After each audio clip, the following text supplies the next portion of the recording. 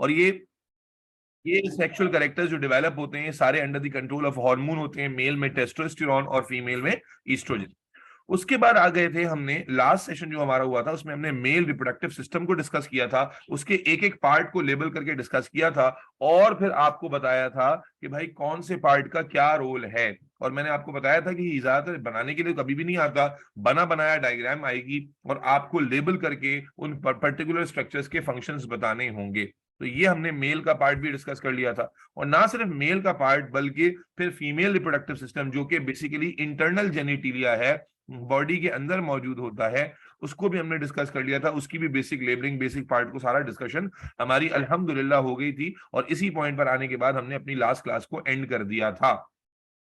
अब आज हम इसी, चूंकि फीमेल, वैसे तो बुक की सीक्वेंस में चलें तो अब यहां पर कुछ और बातें पहले डिस्कस हो रही हैं और बाद में जाके मेंस्ट्रुअल साइकिल आ रही है, लेकिन चूंकि अभी हमने ताजा ताजा फीमेल रिप्रोडक्टिव सिस्टम पढ़ा है, इसलिए अब हम जो है वो फीमेल रिप्रोडक्टिव सिस्टम के साथ ही रेलेवेंस में नेक्स्ट टॉपिक डिस्कस करने जा रहे हैं। जो टॉपिक अगर हम लाइन से जाएं तो बाद में आता है, लेकिन अभी हम इसको साथ साथ ही डिस्कस कर रहे हैं, जो है menstrual cycle. Female reproductive system अगर आपको याद है, नहीं आ रहा पिछली क्लास में, अगर आप मिस कर दिया आपने, तो एटलीस्ट ये डायग्राम आपके जहन में होनी चाहिए, जो फीमेल रिप्रोडक्टिव स्ट्रक्चर है, जिसमें हमारी ओवरीज हैं, ओविडक्ट है, यूट्रस है, सर्विक्स है और विजाइना है। ठीक है, अभी जब हम रिप्रोडक्टिव सिस्टम ये साइकिल पढ़ेंगे तो ये दोबारा स्ट्रक्चर्स रीड्रॉ करेंगे, तो टेंशन लेने की जरूरत नहीं है। तो आज का हमारा पहला और बेसिक टॉपिक मेंस्ट्रुअल साइकिल है, क्योंकि ये एक बहुत डिटेल टॉपिक है, और इस चैप्टर से यही टॉपिक है जो एमसीक्यू थ्योरी में ज्यादा आने के चांसेस रहते हैं। और मेरा बच्चा इस टॉपिक को ना बहुत अलग अलग एंगल से एग्जामिनर पूछता है, इसलिए अच्छा, अब अगर आप बुक में भी पढ़ेंगे ना, तो बुक में इस मेंस्ट्रुअल साइकिल के टॉपिक को 3 हेडिंग्स में कवर किया गया है, अलग अलग। लेकिन हम मेंस्ट्रुअल साइकिल को हेडिंग बाय हेडिंग नहीं पढ़ेंगे, बल्कि एक्चुअल में जो साइकिल है, जैसे बायोलॉजिकल साइकिल है, उसी को पढ़ेंगे, ताकि हमें कोई कंफ्यूजन ही ना रहे। अलग अलग हेडिंग में मैंने पाया कि बच्चे जो है वो आपस में जो हार्मोनल लेवल्स हैं, एक्टिविटीज हैं, उनको आपस में रिलेट नहीं कर पाते, उनको आपस में कंपेयर नहीं कर पाते, डिफरेंसेस को और सिंक्रोनाइजेशन को समझ नहीं पाते। इसलिए हम मेंस्ट्रुअल साइकिल को एक साइकिल ही की तरह पढ़ेंगे जैसा होती है, और फिर उस साइकिल को पढ़ लेने के बाद आप जब कोई भी क्वेश्चन, कोई भी दरमियान से बात सुनेंगे, एग्जाम में देखेंगे, तो आपको उसका सीधा सीधा जवाब आता होगा, क्योंकि आपको वो साइकिल आपने अच्छे से पढ़ी हुई है। बहरहाल, विदाउट फर्दर अडू हम स्टार्ट करते हैं आज का डिस्कशन मेंस्ट्रुअल साइकिल पर। ठीक है जी, बच्चे आज कम नजर आ रहे हैं मुझे। कोई नया बच्चा तो नहीं है ना भाई आज आज की क्लास में? स्टार्ट कर रहा हूं भाई मेंस्ट्रुअल साइकिल, ठीक है जी। अच्छा, मेंस्ट्रुअल साइकिल स्टार्ट करने से पहले हमें 2-3 टर्म्स के ऊपर बात करनी है, और चूंकि आप अपने अपने स्कूल्स में चैप्टर्स पढ़ चुके हैं, तो मैं सवाल आपके आगे रखूंगा और आप देखते हैं मुझे क्या जवाब देते हैं। बेटा, एक टर्म है मेंस्ट्रुअल साइकिल, एक टर्म है ओवेरियन साइकिल, एक टर्म है यूट्राइन साइकिल, एक टर्म है गेस्टेशनल साइकिल,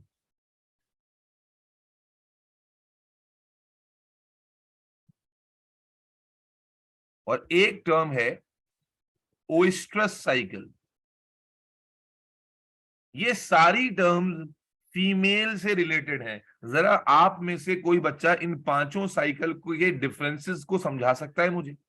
पहले तो बताइए, 5 टर्म सुनी भी है या नहीं सुनी? नहीं सुनी भाई थोड़ा सर। एक्टिव हो ये क्या जाओ, कहते क्या हैं? जुम्मे के बाद क्या सो गए थे क्या? अल्लाह के बंदो, जरा एक्टिव हो जाओ। ये पहले, इससे पहले कि हम मेंस्ट्रुअल साइकिल की डेप्थ में घुस जाएं, पहले मुझे इन 5 टर्म्स के बारे में कुछ बताइए जी। Afifa Aamir. Yes yes Afifa, any comment from your side about these 5 terms? Afifa sir को आवाज पहले नहीं आ नहीं रही पढ़ा। हमारी? अफीफा, मुझे आपकी आवाज नहीं आ रही है बेटा। सर आवाज आ रही है? हाँ, अब आ रही, बोलो। Sir I don't know about them, पहले नहीं माशाल्लाह, पढ़ा। इतना सोच के ये जवाब आया, आई डोंट नो जी। Alina Batool, any comment on about these 5 terms? Samia, Zikra, Rahma, Muzna, Husna, Iman 1, Iman 2। No sir, no idea. कोई आइडिया नहीं है? अजीब बात, तुम लोग पता नहीं कहाँ सर क्या क्या क्या सब्जी मंडी से आए हो क्या तुम लोग? कुछ पता ही कुछ नहीं है? स्कूल में पढ़े हुए चैप्टर्स में से अगर बातें नहीं पता होंगी तो अल्लाह ही रहम करे, क्या करोगे तुम लोग? जी मदी कुछ फरमाना सर चाह रही, मदी बोलिए। सर मेंस्ट्रुअल साइकिल क्या कहते हैं, रिलेट करता है जोर से बोलो ब्लड मदी, जोर से। सर मेंस्ट्रुअल साइकिल रिलेट करता है ब्लड से, जबकि यूट्राइन क्या कहते हैं, यूट्राइन साइकिल रिलेट करते हैं thickness of uterus lining through out the menstruation period, उससे रिलेट करता है। बाकी चीजों का नहीं पता सर। Anybody else? कोई और है जो इन साइकिल पे कोई कमेंट करना चाहेगा? ओवेरियन रिलीज ऑफ एग से गवर्न करता है। ओवेरियन क्या? सर जो रिलीज ऑफ एग्स है उसको गवर्न करता है, बाकी जो मेंस्ट्रुअल साइकिल होता है वो यूट्राइन लाइनिंग को दिखता है।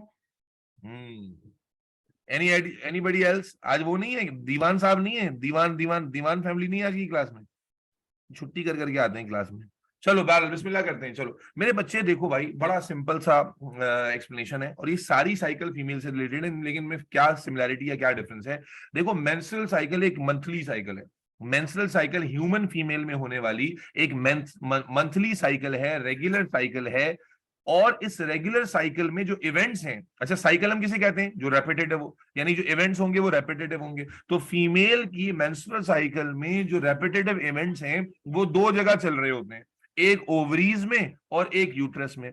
मेंस्ट्रुअल साइकिल फीमेल के जेनेटिलिया में होने वाली, यानी फीमेल के रिप्रोडक्टिव स्ट्रक्चर्स में होने वाली एक मंथली साइकिल है, जिसके अंदर जो साइक्लिक इवेंट्स हैं, रेपिटेटिव इवेंट्स हैं, वो दो अलग जगह चल रहे हैं। ओवरी में अलग इवेंट चल रहे हैं, यूट्रस में अलग इवेंट चल रहे हैं। तो मेंस्ट्रुअल साइकिल में जो ओवेरियन रिकरेंस है, ओवेरियन इवेंट्स हैं जो रीअकर हो रहे हैं बार बार, वो पार्ट ओवेरियन साइकिल कहलाता है। और जो यूट्राइन चेंजेस आ रही हैं, साइक्लिक यूट्राइन चेंजेस बार बार हर साइकिल में, उसे हम यूट्राइन साइकिल कहते हैं। और ओवेरियन साइकिल और यूट्राइन साइकिल को जब हम एक दूसरे के रिलेशन से पढ़ते हैं कि भाई ओवरी में ये चेंज आया जिसकी वजह से यूट्रस में ये चेंज आया, तो ये पूरा साइकिल बन जाता है जिसे हम मेंस्ट्रुअल साइकिल कहते हैं। मेंस्ट्रुअल साइकिल एक बड़ा टर्म है जो कि फीमेल की मंथली साइकिल पर दिया जाता है। अब इस साइकिल के अंदर दो सब इवेंट्स चल रहे होते हैं, एक ओवरी में, अभी हम पढ़ेंगे डिटेल में तो आपको और बात समझ में आ जाएगी। एक इवेंट ओवरी में चल रहा है, उस पर्टिकुलर पार्ट को हम ओवेरियन साइकिल कहते हैं, और जो रिकरिंग इवेंट यूट्रस में चल रहे हैं उन्हें हम यूट्राइन साइकिल का पार्ट बनाते हैं। और जब दोनों को एक दूसरे के रेलेवेंस में डिस्कस करते हैं, यानी ओवेरियन और यूट्राइन साइकिल को हम एक दूसरे से रिलेट करके डिस्कस करते हैं, तो ये पूरी साइकिल मेंस्ट्रुअल साइकिल कहलाती है। ये तो हो गई तीन टर्म्स। उसके बाद एक टर्म हमने लिखी है गेस्टेशनल साइकिल। ये गेस्टेशनल साइकिल मंथली साइकिल नहीं है, बल्कि अगर फीमेल अपनी मेंस्ट्रुअल साइकिल के दौरान कंसीव कर ले, यानी फर्टिलाइजेशन हो जाए, फीमेल मेंस्ट्रुअल साइकिल में हम पढ़ेंगे कि एग रिलीज करती है। अब अगर वो एग जो है वो फर्टिलाइज हो जाए बाय स्पर्म, तो फीमेल की मेंस्ट्रुअल साइकिल सीज हो जाती है। फीमेल की जो मंथली साइकिल चल रही थी वो वहीं रुक जाती है, और अब एक गेस्टेशनल साइकिल स्टार्ट होती है जिसका ड्यूरेशन एक मंथ नहीं है बल्कि तकरीबन 36 टू 38 वीक्स, रफली 9 मंथ्स है। और ये 9 मंथ्स का जो इवेंट है, जो हर बार फर्टिलाइजेशन के बाद रिपीट होगा, ये मंथली साइकिल नहीं है, हर बार हर मंथ रिपीट होने वाली साइकिल नहीं है। लेकिन जब फर्टिलाइजेशन हो जाएगी तो आफ्टर एवरी फर्टिलाइजेशन जो इवेंट्स चलते हैं जिसका ड्यूरेशन 9 मंथ्स का है, ये पीरियड ऑफ जो है ना ह्यूमन लाइफ या ह्यूमन फीमेल की बॉडी में, ये गेस्टेशन कहलाता है। और ये चूंकि ये प्रोसेस हर फर्टिलाइजेशन के बाद रिपीट होगा, जब जब फर्टिलाइजेशन होगी यही इवेंट्स रिपीट होंगे जो प्रेगनेंसी कहलाती है, जो प्रेगनेंसी ड्यूरेशन कहलाती है। इस पर्टिकुलर साइकिल को हम गेस्टेशन साइकिल कहते हैं। तो खुलासा ये कि menstrual cycle includes ovarian and uterine cycle. However, when during menstrual cycle, when egg is released and it is fertilized by the sperm, तो मेंस्ट्रुअल साइकिल वहीं सीज हो जाती है, और उसके बाद एक 9 मंथ्स का या 36 टू 38 वीक का लंबा प्रोसेस शुरू होता है जिसको हम गेस्टेशनल साइकिल कहते हैं। आसान लफ्जों में प्रेगनेंसी कहते हैं, प्रेगनेंसी पीरियड कहते हैं। अच्छा, अब सवाल आ जाता है ओएस्ट्रस साइकिल क्या होगी? फिर ये सारी तो सर ने बता दी है। ओएस्ट्रस साइकिल हमारी फीमेल में नहीं होती, जो बाकी मैमल्स हैं उनकी फीमेल्स में जो साइकिल चलती है रिप्रोडक्टिव, वो कहलाती है ओएस्ट्रस साइकिल।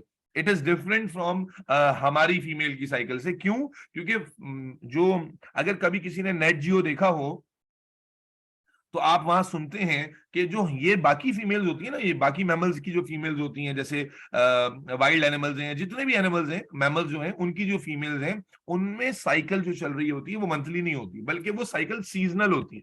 कैसी साइकिल होती है बोलो बेटा?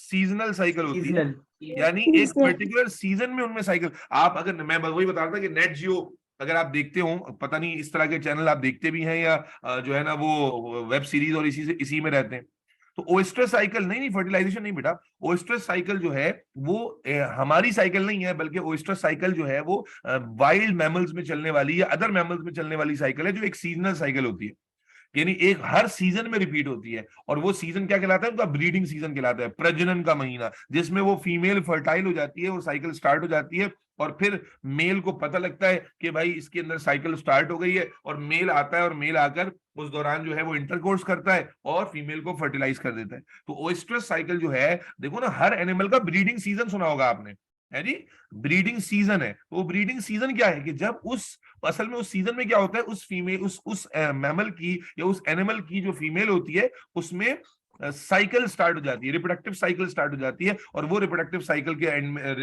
की वजह से एग रिलीज होता है, और वो एग फर्टिलाइज कर दिया जाता है मेल स्पर्म के जरिए, और वो फीमेल फिर कंसीव कर लेती है और एग ले करती है या आगे अपनी जनरेशन को कंटिन्यू करती है। तो खुलासा ये है कि ओएस्ट्रस साइकिल जो है वो हमारी ह्यूमन फीमेल की साइकिल नहीं है, बल्कि ये अदर मैमल्स की साइकिल है। और डिफरेंस क्या है कि अनलाइक मेंस्ट्रुअल साइकिल या unlike gestational cycle, it is a seasonal cycle, ये हर सीजन में रिपीट होती है, हर सीजन में रिपीट होती है ये साइकिल, ठीक है जी। और जब ये साइकिल स्टार्ट होती है, किसी बच्चे ने मुझसे भी एक ग्रुप में पूछा कि सर फीमेल में, हमारी ह्यूमन फीमेल में जब प्रेगनेंसी होती है तो हम टेस्ट करा के पता कर लेते हैं, मेंस्ट्रुअल साइकिल चल रही होती है तो एंड में मेंस्ट्रुअल फ्लो आता है, उससे पता चल जाता है। तो ये जो अदर मैमल्स हैं, इनमें ओएस्ट्रस साइकिल का पता कैसे चलता है? तो बिल्कुल, क्या उनमें भी मेंस्ट्रुअल फ्लो होता है? तो नहीं जी, उनमें मेंस्ट्रुअल फ्लो नहीं होता, बल्कि रिप्रोडक्टिव साइकिल जब स्टार्ट होती है, मेल को कैसे पता चलता है? क्या वो जाके लेबोरेटरी में टेस्ट कराता है? नहीं। एक तो सीजनल चेंज का इफेक्ट मेल पर भी होता है, उससे पता चलता है। दूसरा, जब ये साइकिल फीमेल में स्टार्ट होती है तो वो तरह तरह की जो है ना वो मार्कर्स रिलीज करती है। जैसे बाज मैमल्स ऐसे हैं जिनकी फीमेल्स जो हैं उनमें से एक खास किस्म की स्मेल आना शुरू हो जाती है जो मेल को अट्रैक्ट करती है टुवर्ड्स फीमेल, या बाज फीमेल ऐसी हैं जिनकी नाक का कलर चेंज हो जाता है उस साइकिल के स्टार्ट होने के बाद, जो मेल देखता है और फिर वो अट्रैक्ट करता है। बाज फीमेल्स ऐसी हैं कि जो रेस्टलेस हो जाती हैं, जब ये साइकिल स्टार्ट होती है तो रेस्टलेस हो जाती हैं, चिल्लाने लगती हैं, चीखने लगती हैं, एक एबनॉर्मल बिहेवियर शो करने लगती हैं, जिस पर मेल आइडेंटिफाई कर लेता है कि भाई इस फीमेल की रिप्रोडक्टिव साइकिल स्टार्ट हो गई है, ठीक है जी। और यही एक फर्क और भी है कि जैसे ओएस्ट्रस साइकिल है, सीजनल है, हर वक्त नहीं चल रही, मेंस्ट्रुअल साइकिल मंथली है, हर वक्त चल रही है, हर मंथ टू मंथ रिपीट हो रही है। तो मेंस्ट्रुअल साइकिल के दौरान जब मेल फीमेल के साथ इंटरकोर्स करता है तो एवरी टाइम फर्टिलाइजेशन हो जरूरी नहीं है। मेल ने स्पर्म रिलीज किए फीमेल की बॉडी में, लेकिन और मेंस्ट्रुअल साइकिल चल रही थी, एग रिलीज हो गया था, लेकिन हर बार ये जरूरी नहीं है कि जो स्पर्म है वो जाकर एग को फर्टिलाइज करेगा ही करेगा। It is totally by chance. लेकिन ऑन दी अदर हैंड अगर हम एनिमल्स की बात करते हैं, ओएस्ट्रस साइकिल की बात करते हैं, तो वहां पर जब मेल इंटरकोर्स करेगा फीमेल के साथ उस सीजनल साइकिल के दौरान, तो ऑलमोस्ट ये गारंटीड होता है कि वो फर्टिलाइजेशन हमेशा हो जाएगी। तो चांसेस ऑफ फर्टिलाइजेशन जो है वो ओएस्ट्रस साइकिल में बहुत ज्यादा हाई होते हैं, जबकि मेंस्ट्रुअल साइकिल के दौरान जब इंटरकोर्स हो रहा होता है और उस वक्त ह्यूमन मेल जो है वो स्पर्म रिलीज कर रहा होता है इनटू फीमेल्स बॉडी, तो उसमें chances of fertilization totally by random होते हैं। यानी जरूरी नहीं है कि एग रिलीज हुआ है तो स्पर्म जाके फर्टिलाइज करेंगे ही करेंगे। That depends on lot of factors कि एग की हेल्थ क्या है, स्पर्म की हेल्थ क्या है, ब्ला ब्ला ब्ला, ठीक है जी। तो ये बिफोर स्टार्टिंग मेंस्ट्रुअल साइकिल, ये मैंने आपको 5 टर्म्स जो कि इस टॉपिक से रेलेवेंस में आती हैं वो समझाई। क्या सबको समझ में आ गई? Any questions? जी, Bilal, Yes, sir. Muskan, Nadeem, Neelam, Zahra, Ramin, Rahma, Muzna, Aima, Vania, any questions बेटा? Yes, sir. सर ये ओवेरियन साइकिल की समझ नहीं आई सर। बेटा ओवेरियन साइकिल की समझ क्यों नहीं आई? अभी आ जाएगी। मेंस्ट्रुअल साइकिल जो है ना वो फीमेल के इस पूरे स्ट्रक्चर में चल रही है, ठीक है। अब इस स्ट्रक्चर में मेंस्ट्रुअल साइकिल के यूं समझ लो कि 2 स्टेजेस हैं। एक पार्ट मेंस्ट्रुअल साइकिल का ओवरी में हो रहा है, उसे हम ओवेरियन साइकिल कहते हैं, और जो पार्ट इसका यूट्रस में हो रहा है उसे हम यूट्राइन साइकिल कहते हैं। तो असल में menstrual cycle is a combined cycle that includes ovarian and uterine cycle, ठीक है। बात समझते हो? मेंस्ट्रुअल साइकिल के दौरान ओवरी में अलग इवेंट चल रहे हैं जो बार बार रिपीट हो रहे हैं। उन इवेंट्स को जो पर्टिकुलरली ओवरी में चल रहे हैं उन्हें हम ओवेरियन साइकिल में कह देते हैं, और जो यूट्रस में इवेंट चल रहे हैं उन्हें हम यूट्राइन साइकिल कह देते हैं। तो मेंस्ट्रुअल साइकिल में 2 स्टेजेस आ जाते हैं, ओवेरियन और uterine cycle. Is that clear Madi? Yes sir, clear. सबको समझ में आ गई बात? आगे बढ़ रहा हूं बेटा, मैं आगे बढ़ूं। तो ये 5 Yes, sir. Yes, sir. Mayer, is that clear to you? Aima, अब क्लियर हो गई ये बात? I don't know Yes, sir. को क्लियर हो गई बात? जी अलीना कुछ कहना चाह रही हो, पूछना चाह रही हो? आइमा? नो सर, सब क्लियर है। अलीना कह रही है क्लियर नहीं हुआ। जी अलीना क्या कंफ्यूजन है, बोलो बेटा। अलीना आपने लिखा है कि आपको क्लियर नहीं है, क्या बात समझ में नहीं आई, बोलिए। अलीना कहाँ चली गई? Alina, what is the difference between ovarian and uterine cycle? अरे भाई, अरे एक तो चैट पे क्यों आ रहे हो, माइक पे क्यों नहीं आते हो तुम लोग, मुझे ये समझ नहीं आती भाई। अभी रुक जाओ, मेंस्ट्रुअल साइकिल पढ़ेंगे ना, पूरा समझ में आ जाएगा। अभी मैं फिर रिपीट कर देता हूं एक लाइन में कि मेंस्ट्रुअल साइकिल एक बड़ी साइकिल है जिसके अंदर ओवरी भी इन्वॉल्व होती है और यूट्रस भी इन्वॉल्व होता है। तो जो ओवरी के अंदर इवेंट चल रहे हैं, फीमेल की ओवरीज में जो इवेंट चल रहे हैं, उन्हें हम ओवेरियन साइकिल का नाम दे देते हैं। और फीमेल के यूट्रस में जो इवेंट चल रहे हैं, भाई अभी तो मैंने हाईलाइट किया मदी को बताते हुए कि यहाँ जो इवेंट चल रहे हैं ये ओवरीज के अंदर, उन्हें हम ओवेरियन साइकिल कह देते हैं। और जो इवेंट्स यूट्रस में चल रहे हैं यहाँ पर, उन्हें हम दोनों में जमीन आसमान का फर्क हो गया, दोनों की साइट अलग है। यूट्राइन साइकिल यूट्रस के इवेंट्स का नाम है और ओवेरियन साइकिल ओवरीज में होने वाले इवेंट का नाम है, ठीक है। और दोनों को कंबाइन कर लें तो मेंस्ट्रुअल साइकिल बन जाती है। जी अलीना?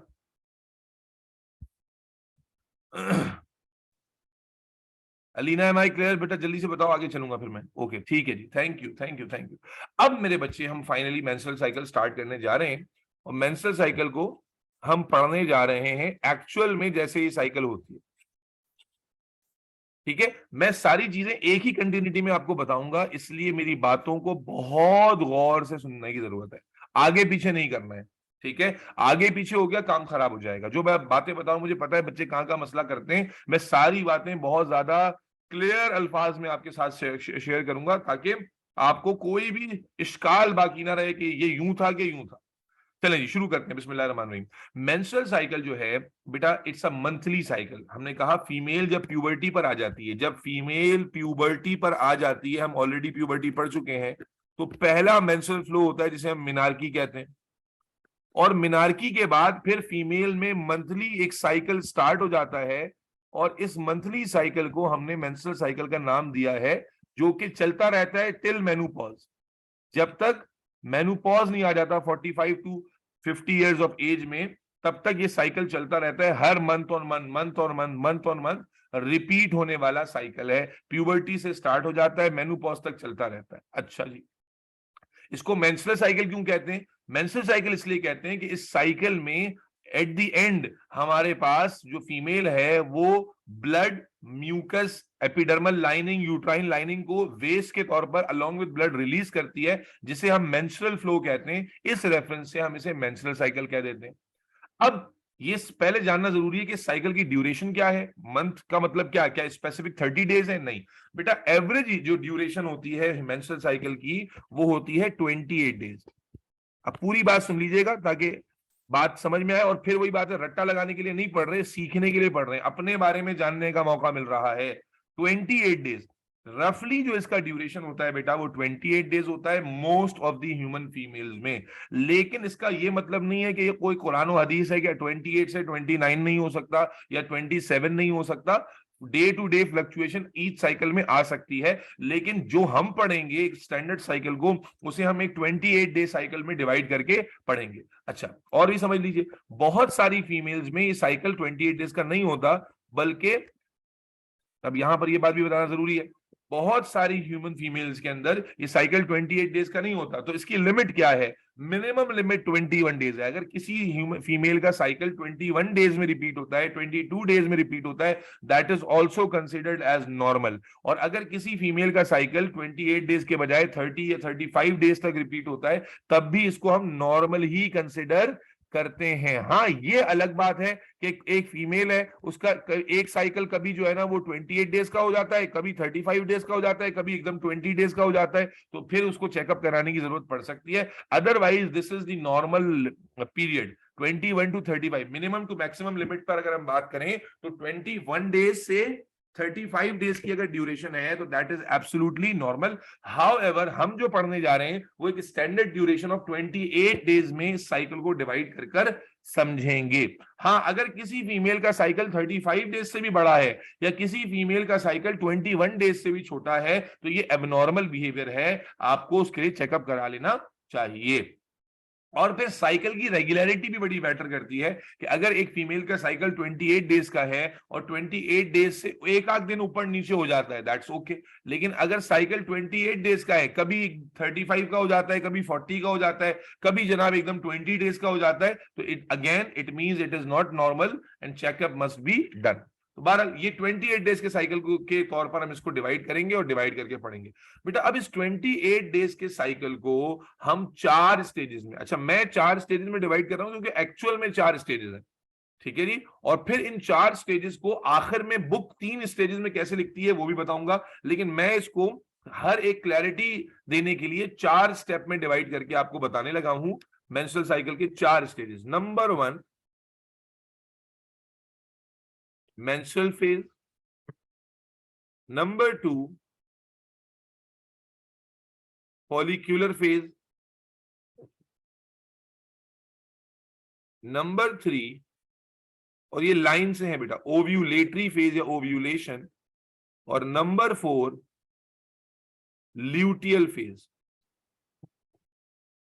क्या कहा मैंने कि मेंस्ट्रुअल साइकिल के 28 डेज को हम डिवाइड कर लेते हैं 4 स्टेजेस में, ठीक है जी। और इसका टाइमलाइन भी समझना इंपॉर्टेंट है। डे 1 से डे 7 हमने रखा हुआ है मेंस्ट्रुअल फेज 28 डे के साइकिल में। अगर साइकिल 28 डे का है तो डे 1 से 7 जो है वो मेंस्ट्रुअल फेज में आ गया। मुस्कान नदीम बात समझ तो नहीं आ रही ना कुछ भी बेटा? हाँ भाई बिलाल लोन, नो सर समझ आ रही है। चलिए फॉलिकुलर फेज को हमने रखा हुआ है डे 8 से डे 13 तक। फिर डे 14 जो है वो है डे ऑफ ओव्यूलेशन, और डे 15 से डे 28 ये हमारा ल्यूटियल फेज आ जाता है, ठीक है। 28 डेज के साइकिल को हमने ऐसे डिवाइड किया हुआ, और ये जानना इसलिए जरूरी है कि पास पेपर करते हुए तुम्हें ऐसे एमसीक्यू नजर आएंगे पास पेपर करते हुए कि जहां पर एग्जामिनर एक कैलेंडर दे देता है। और इस तरह के एमसीक्यू वैसे मुश्किल नहीं होने चाहिए, लेकिन अगर आपको बिल्कुल आइडिया ही नहीं है तो गड़बड़ भी हो जाएगी। एग्जामिनर आपको एक कैलेंडर दे देगा और आपसे कहेगा कि एक फीमेल है जिसकी ओव्यूलेशन, मान लीजिए चले आज जैसे आज 10 फरवरी है ना, मैं कह देता हूं एक फीमेल है जिसकी ओव्यूलेशन 10 फरवरी को हुई है, तो बताइए इसकी मेंस्ट्रुअल साइकिल कब स्टार्ट हुई होगी। तो आपको डेट्स दे देता है। बताओ भाई, अगर मैथ्स और कैलकुलेशन आती है तो बताओ, अगर एक फीमेल की ओव्यूलेशन 10 फरवरी को आज के दिन हुई है तो इसका मेंस्ट्रुअल साइकिल स्टार्ट कब हुआ होगा? अरे बोलो भाई, कैसे काउंटिंग करेंगे? 10 फरवरी को ओव्यूलेशन हुई है, इसका मतलब है आज उसकी साइकिल का 14th डे है। यस और नो? आज उसकी साइकिल का 14th डे है। अबे हाँ ना तो बोलो। साइकिल कब स्टार्ट हुई होगी? 14 दिन पहले। तो कैलेंडर बना हुआ होता है, कैलेंडर में आप 14 दिन पहले चले जाओगे तो 14 दिन पहले क्या डेट बनेगी? 26 जनवरी, 26 या 27 जनवरी बनेगी। जनवरी 31 डेज का होता है ना, 27 जनवरी बनेगी। यस और नो? Yes sir. तो बात नहीं समझे कि उसका जो साइकिल स्टार्ट हुआ होगा मोस्ट लाइकली वो 27 जनवरी को हुआ होगा। इसी तरह ये भी पूछ सकता है कि एक फीमेल को आज 10 फरवरी को ओव्यूलेशन हुई है, 10 फरवरी को ओव्यूलेशन हुई है, तो आप बताइए कि इसका अगला साइकिल कब स्टार्ट होगा, नेक्स्ट साइकिल। तो आज साइकिल का 14th डे है, तो अगला साइकिल कब स्टार्ट होगा बताइए? मोस्ट लाइकली बोलते नहीं हो यार, 25 फरवरी। भाई 14 डेज काउंट करोगे ना बेटा ईमान, इसीलिए एग्जामिनर कैलेंडर देता है, इसीलिए एग्जामिनर कैलेंडर देता है ताकि उस कैलेंडर के अकॉर्डिंग आप 14 दिन गिन लें, ठीक है। ऐसा लग रहा है मैं पहला हूं जो तुम्हें बता रहा हूं, तुम लोगों ने पढ़ा नहीं है क्या स्कूल में? ये तो एमसीक्यू बड़ा आपको नजर आ जाएगा रिप्रोडक्शन में। अच्छा, इसी तरह एक सवाल यूं भी पूछ सकता है बेटा एग्जामिनर ये भी कह सकता है कि भाई एक फीमेल की आज मिसाल तो भाई चलो आज रैंडम डेट ले लेते हैं, मान लें कि एक फीमेल को 2 फरवरी को मेंस्ट्रुअल फ्लो शुरू हुआ, यानी 2 फरवरी वाज डे 1 ऑफ साइकिल, है ना। जिस दिन मेंस्ट्रुअल फ्लो आएगा वो डे 1 है। तो 2 फरवरी को मेंस्ट्रुअल फ्लो लेट से शुरू हुआ। अब एग्जाम में पूछता है बताओ इसकी ओव्यूलेशन कब होगी, मोस्ट एक्सपेक्टेड ओव्यूलेशन की डेट क्या होगी, बताओ भाई। अगर 2 फरवरी डे 1 है, ओव्यूलेशन कब होगी? 16 फरवरी को। 16 फरवरी को 14th डे पे होगी, काउंट कर लो, मैं गलत तो नहीं बता रहा, 15 को तो नहीं होगी। सेकंड फर्स्ट डे हो गया, second, third, fourth, fifth, six, 7, 8, 9, 10, 11, 12, 13, 14 और 15 को होगी, 15 को, नॉट 16, सॉरी, 14th डे पे होती है ना, तो 14th डे जो बन रहा है वो बन रहा है 15 फरवरी। ठीक है, तो इस तरह भी एमसीक्यू पूछे जा सकते हैं। क्या सारे बच्चों को बात समझा पा रहा हूं मैं? लड़कों समझ में आ रही है बात? माज और कौन है लड़कों? Bilal, yes sir, clear. मदी, अब्दुल मुईज, और लड़कियों जिनको सांप सूंघा हुआ है, कोई भाई बात पल्ले पड़ भी रही है कि ऊपर से जा रही है? Yes sir. Clear sir. चलो, तो बेटा ये इस तरह के एमसीक्यू जो कैलेंडर वाले आएंगे, इसमें डेट काउंट करनी होगी। एक डेट वो बता देगा, और 28, इसीलिए मैंने बताया टाइम लाइन जो मैंने देखी ना, 4 फेजेस की, मेंस्ट्रुअल फेज कौन से डे पे है, फॉलिकुलर फेज कौन से डे पे, ओव्यूलेशन, ल्यूटेल, इन सब का डे ड्यूरेशन याद रखना इसलिए जरूरी है, वरना आप बता कैसे सकोगे। अब चाहिए तो मैंने ओव्यूलेशन को बताया कि मोस्ट लाइकली ओव्यूलेशन आता है, लेकिन अगर ओव्यूलेशन के अलावा वो इसी तरह से ल्यूटियल फेज का भी पूछ सकता है, इसी तरह से आपको फॉलिकुलर फेज का भी पूछ सकता है, तो इसलिए उसकी काउंटिंग आपको ये याद होना चाहिए कि कौन से डे पर कौन सा फेज स्टार्ट होता है और यूजुअली कौन से डे पे कौन सा फेज एंड हो जाता है। तो इसके थ्रू आप काउंटिंग करके ये फैसला इंशाल्लाह अल्लाह चाहे तो कर लोगे कि साइकिल का जो इवेंट है वो कब स्टार्ट हुआ है। ठीक है जी, अब शुरू करते हैं बेटा हम अपना साइकिल। बेटा सबसे पहले जब साइकिल स्टार्ट का हमें कैसे पता चलेगा? अभी मैंने कहा कि जिस दिन मेंस्ट्रुअल फ्लो स्टार्ट हुआ, जिस दिन मेंस्ट्रुअल फ्लो, पहले हम बात करने जा रहे हैं मेंस्ट्रुअल फेज की, लेकिन मेंस्ट्रुअल फेज में असल में ये हुआ कैसे ये हम एंड में पढ़ेंगे। ठीक है, हालांकि साइकिल का स्टार्ट मेंस्ट्रुअल साइकिल लिख दिया मैंने, मेंस्ट्रुअल फेज सबसे पहला फेज काउंट होता है, लेकिन ये मेंस्ट्रुअल फेज कैसे क्रिएट हुआ, मेंसेस कैसे क्रिएट हुए, ये हम towards the end of the cycle जानेंगे। लेकिन अभी के लिए यहां से बात शुरू कर लेते हैं कि भाई मेंस्ट्रुअल फेज कब होगा? जिस दिन मेंसेस स्टार्ट हुए, मेंसेस या मेंस्ट्रुअल फ्लो आया, that is day 1 of the cycle. ठीक है, यहां से साइकिल स्टार्ट हो गई। अब ये मेंस्ट्रुअल फ्लो कैसे क्रिएट हुआ, बना कैसे, ये हम जब साइकिल के एंड पे आएंगे तो हमें समझ में आ जाएगा। बहरहाल डे 1 ऑफ द साइकिल कौन सा होगा? जिसमें मेंस्ट्रुअल फ्लो स्टार्ट हो गया, और डे 1 से लेकर डे 7 तक हम मेंस्ट्रुअल फेज ही काउंट करते हैं, जिसमें क्या होता है, रेगुलरली और इरेगुलरली मेंस्ट्रुअल फ्लो थोड़ा करके आता रहता है। ठीक है जी, अब डे 7 तक स्किप कर लेते हैं, डे 7 तक मेंस्ट्रुअल फ्लो आता रहा है, मैं फिर एंड में बताऊंगा कि मेंस्ट्रुअल फ्लो में क्या क्या कंटेंट्स है और कैसे क्रिएट हुआ था, वो हम जान जाएंगे। तो मेंस्ट्रुअल फेज को फिलहाल यहीं छोड़ देते हैं, बस आप समझ लीजिए कि मेंस्ट्रुअल फ्लो जब शुरू हुआ, डे 1 शुरू हो गया, डे 7 तक बॉडी ने वेट किया, और डे 7 तक उसके बाद अब आगे असल में समझना है कि आगे क्या होगा। डे पे आ गया बेटा फॉलिकुलर फेज, यानी डे 8 पर। जी बेटा मदी बोलो, क्या बोल रहे हैं? क्या कहते हैं मेंस्ट्रुअल फेज में क्या कहते हैं, ब्लड लॉस होते हैं ना? जी जी, सिर्फ ब्लड लॉस नहीं होता, ब्लड के साथ और भी कंटेंट्स होते हैं, और यही हम जानेंगे जब हम इसी साइकिल के एंड पे पहुंचेंगे ना, तो हमें बात बहुत अच्छे से समझ में आ जाएगी कि मेंस्ट्रुअल फ्लो में क्या क्या चीजें शामिल होती हैं। ठीक है जी सर। अच्छा जी, अब डायग्राम बनाने का टाइम आ गया, ताकि फॉलिकुलर फेज को हम अच्छे से समझ सकें।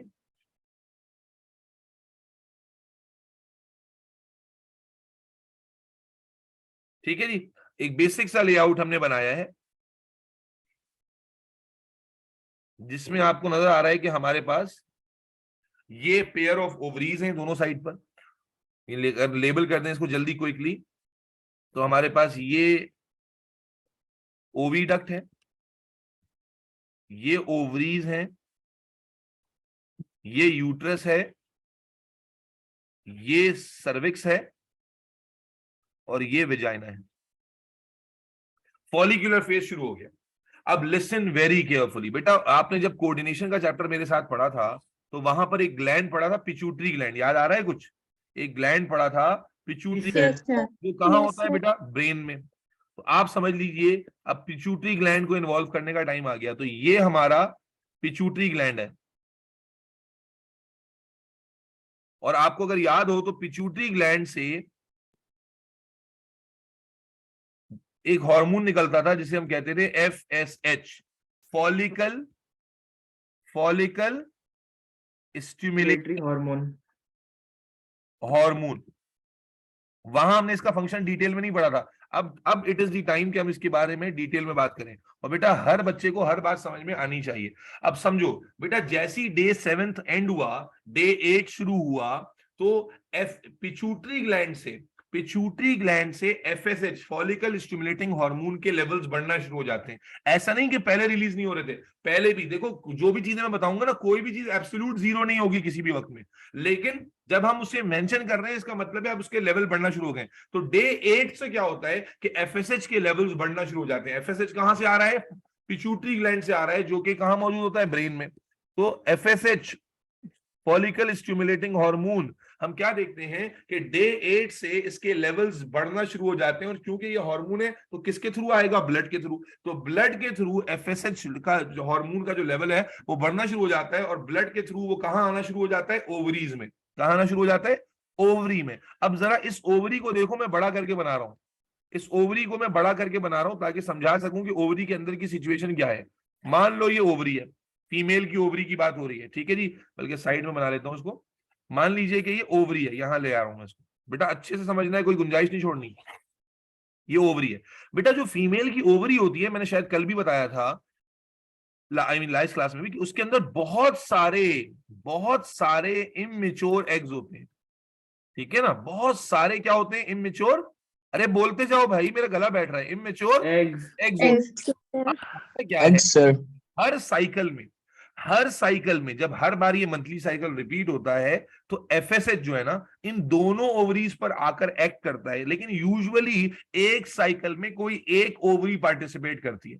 यानी FSH आना शुरू होगा, डे 8 से उसके लेवल बढ़ना शुरू होंगे, फॉलिकुलर फेज में उसका लेवल राइज होना शुरू होगा और वो दोनों ओवरीज पर आकर एक्ट करता है। लेकिन it is a random selection, जिसमें कोई एक ओवरी ज्यादा रिस्पॉन्सिव बनती है, एक ओवरी ज्यादा रिस्पॉन्सिव हो जाती है। ये रैंडम चांस की वजह से होता है। और बाज दफा दोनों ओवरीज भी हो जाती है।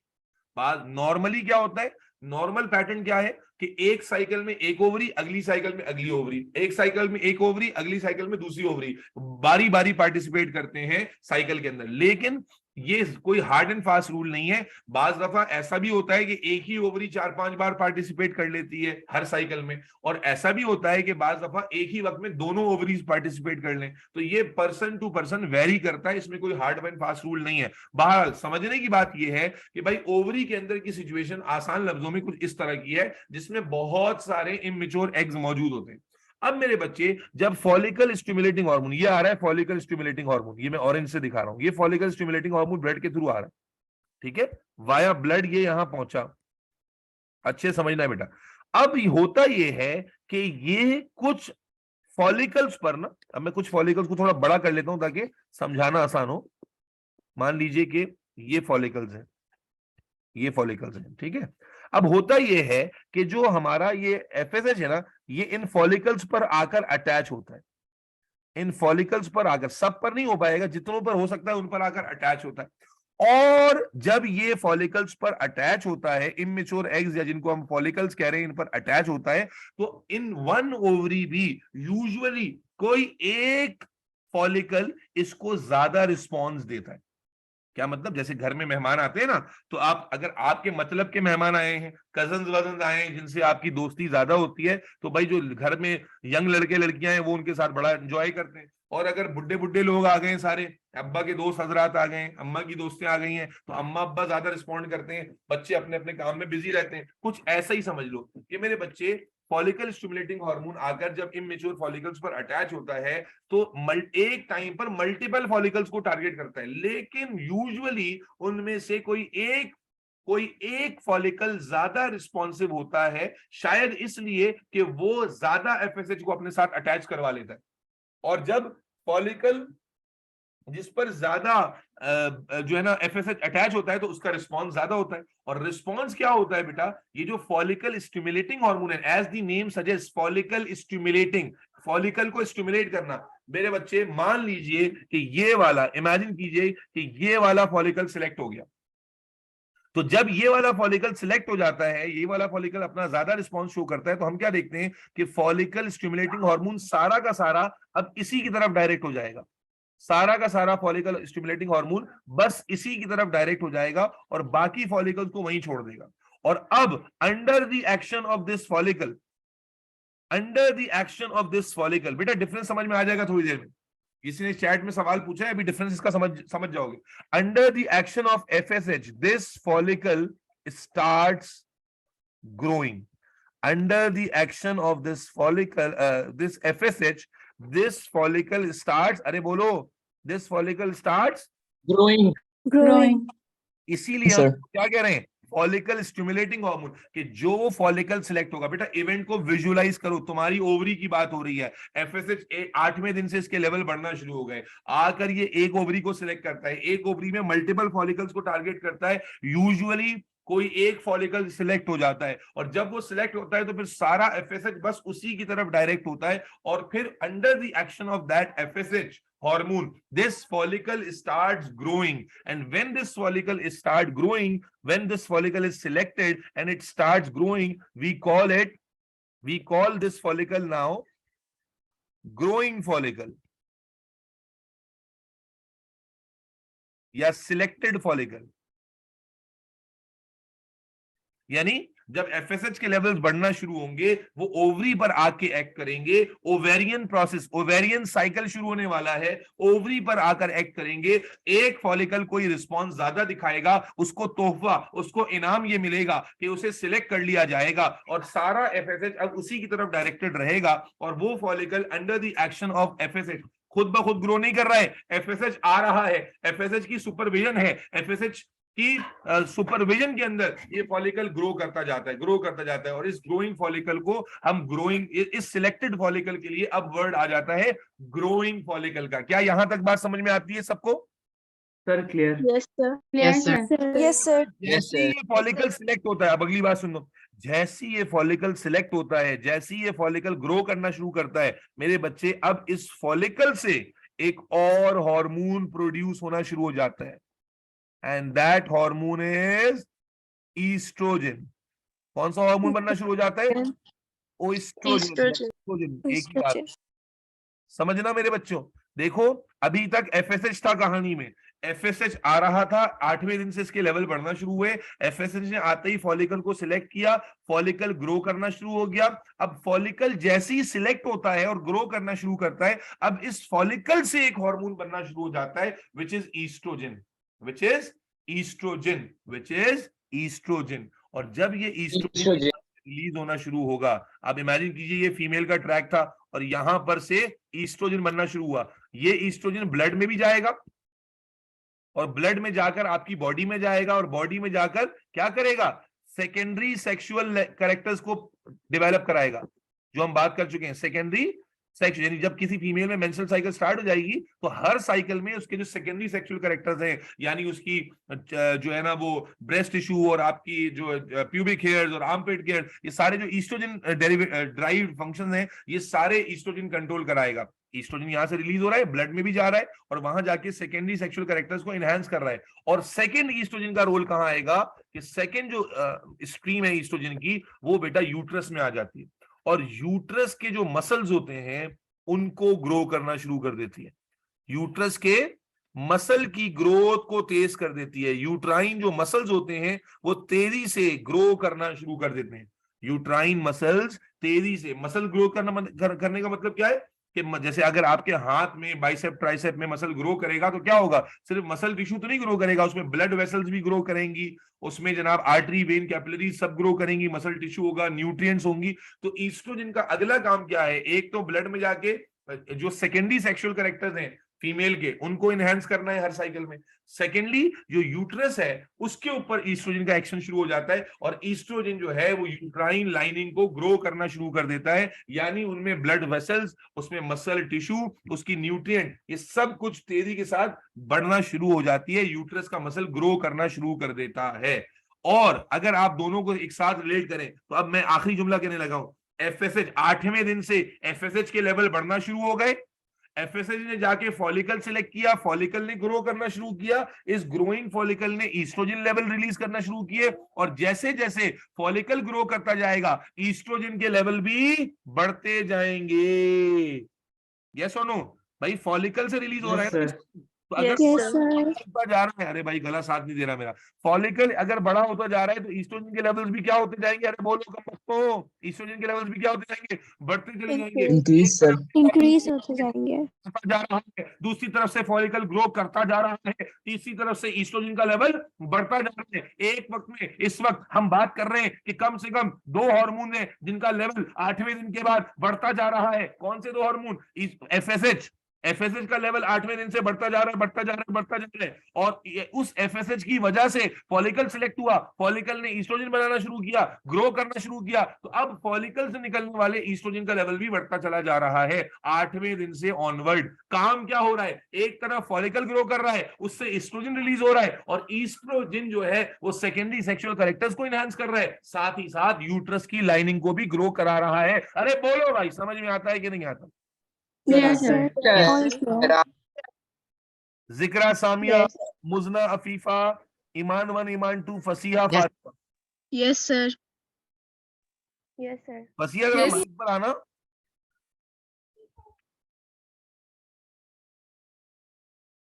Yes, sir. फसीहा तुम बड़ी धोखेबाज और दोगली हो। अब मैंने ये जुमला तुम्हें क्यों कहा है ना, तुम सोचना और फिर मुझे व्हाट्सएप पे रिप्लाई करना कि सर ने फसीहा को क्यों पॉइंट आउट करके कहा है। ठीक है? अभी तुम्हारा नाम मुझे नजर आया ना तो मुझे याद आ गई एक बात। ओहो भाई, यहां तक का इवेंट समझ में आता है या नहीं आता? अब इसमें एक ट्विस्ट पैदा करने वाला हूं मैं, लेकिन यहां तक के इवेंट को पक्का ठक्का याद कर लें बेटा। मेंस्ट्रुअल फ्लो 7वें दिन तक चलता रहा, एक मिनट, मेंस्ट्रुअल फ्लो 7वें दिन तक चलता रहा, 8वें दिन से पिट्यूटरी ग्लैंड ने एफएसएच का लेवल बढ़ाया, एफएसएच आया, रिपीट करो, समझ में आ रहा है तो यस करो। एफएसएच का लेवल बढ़ना शुरू हुआ, वो एफएसएच आता है किसी एक ओवरी को के मल्टीपल फॉलिकल को टारगेट करता है, लेकिन कोई एक फॉलिकल सिलेक्ट हो जाता है, वो फॉलिकल ग्रो करने लग जाता है, उस फॉलिकल को ग्रोइंग फॉलिकल कहते हैं, और जैसे ही वो फॉलिकल ग्रो करता है वो ईस्ट्रोजन रिलीज करना शुरू कर देता है, फॉलिकल स्टिमुलेटिंग हार्मोन आता जाता है, फॉलिकल ग्रो करता जाता है, ईस्ट्रोजन का लेवल बढ़ता जाता है, और ईस्ट्रोजन क्या करता है? सेकेंडरी सेक्सुअल कैरेक्टर्स को एनहांस करता है और यूट्राइन लाइनिंग को ग्रो कराता है। अब तक मैंने यही बातें बताई हैं, 8वें दिन से ऑनवर्ड ये काम चल रहा है। कब तक चलेगा वो भी बताता हूं। जी अब्दुल मुईज बोले। मुझे ये पूछना था कि ऐसा हो सकता है कि साइकिल में एक से ज्यादा एग्स जो है वो हो जाए स्टिमुलेट? ऐसा होता है, मैंने शुरू में ही बताया कि बहुत सारी पॉसिबिलिटीज है, हम वो बता रहे हैं जो नॉर्मली होता है, लेकिन एक वक्त में मल्टीपल एग्स भी सिलेक्ट हो सकते हैं, मल्टीपल फॉलिकल भी सिलेक्ट हो सकते हैं, दोनों ओवरीज भी पार्टिसिपेट कर सकती हैं, सब कुछ पॉसिबल है। जी ओके सर। मदी। सर मैं पूछ रहा था, मुझे जो है इफेक्ट ऑफ एस्ट्रोजन की समझ आई थी कि जब वो एक एग जो है वो ग्रो करने लग जाता है यूट्रस में, ओवरीज में, तो फिर सर तब उसके बाद क्या होता है? अबे मैं बताऊंगा ना क्या होता है यार, सबर कर ले, क्लाइमेक्स पहले बता दूंगा, मैं बताऊंगा भाई, मैं ही बताऊंगा, सबर कर लो। और ये एग ग्रो नहीं कर रहा बेटा, फॉलिकल ग्रो कर रहा है। अभी इसके लिए एग का वर्ड मैं इस्तेमाल नहीं कर रहा हूं, अभी करूंगा और आप समझ जाओगे कि एग का सेंस कहां पर डिफरेंट है फॉलिकल से। अच्छा पहले मुझे बताओ, यहां तक डाइजेस्ट हो गया, और यहां तक की डिस्कशन में 2 हार्मोन पीक कर रहे हैं, एफएसएच और ईस्ट्रोजन। यस और नो? Yes, sir. बड़ी इंपॉर्टेंट बात बता रहा हूं, क्योंकि मेरे में सबसे ज्यादा जो अनसर्टेन बात है ना, जो बच्चों के जहन में बिल्कुल भी क्लियर नहीं होती, वो अब है, जो अब बताने लगा हूं बेटा। 8वें दिन से ये हार्मोन जो 2 थे, एफएसएच और ईस्ट्रोजन, इनके लेवल बढ़ना शुरू है। और क्या ये दोनों एक दूसरे के लेवल को कंट्रोल कर रहे हैं? भाई एफएसएच बढ़ रहा है और उसकी वजह से ही ईस्ट्रोजन का लेवल बढ़ रहा है ना, यस और नो? Yes sir.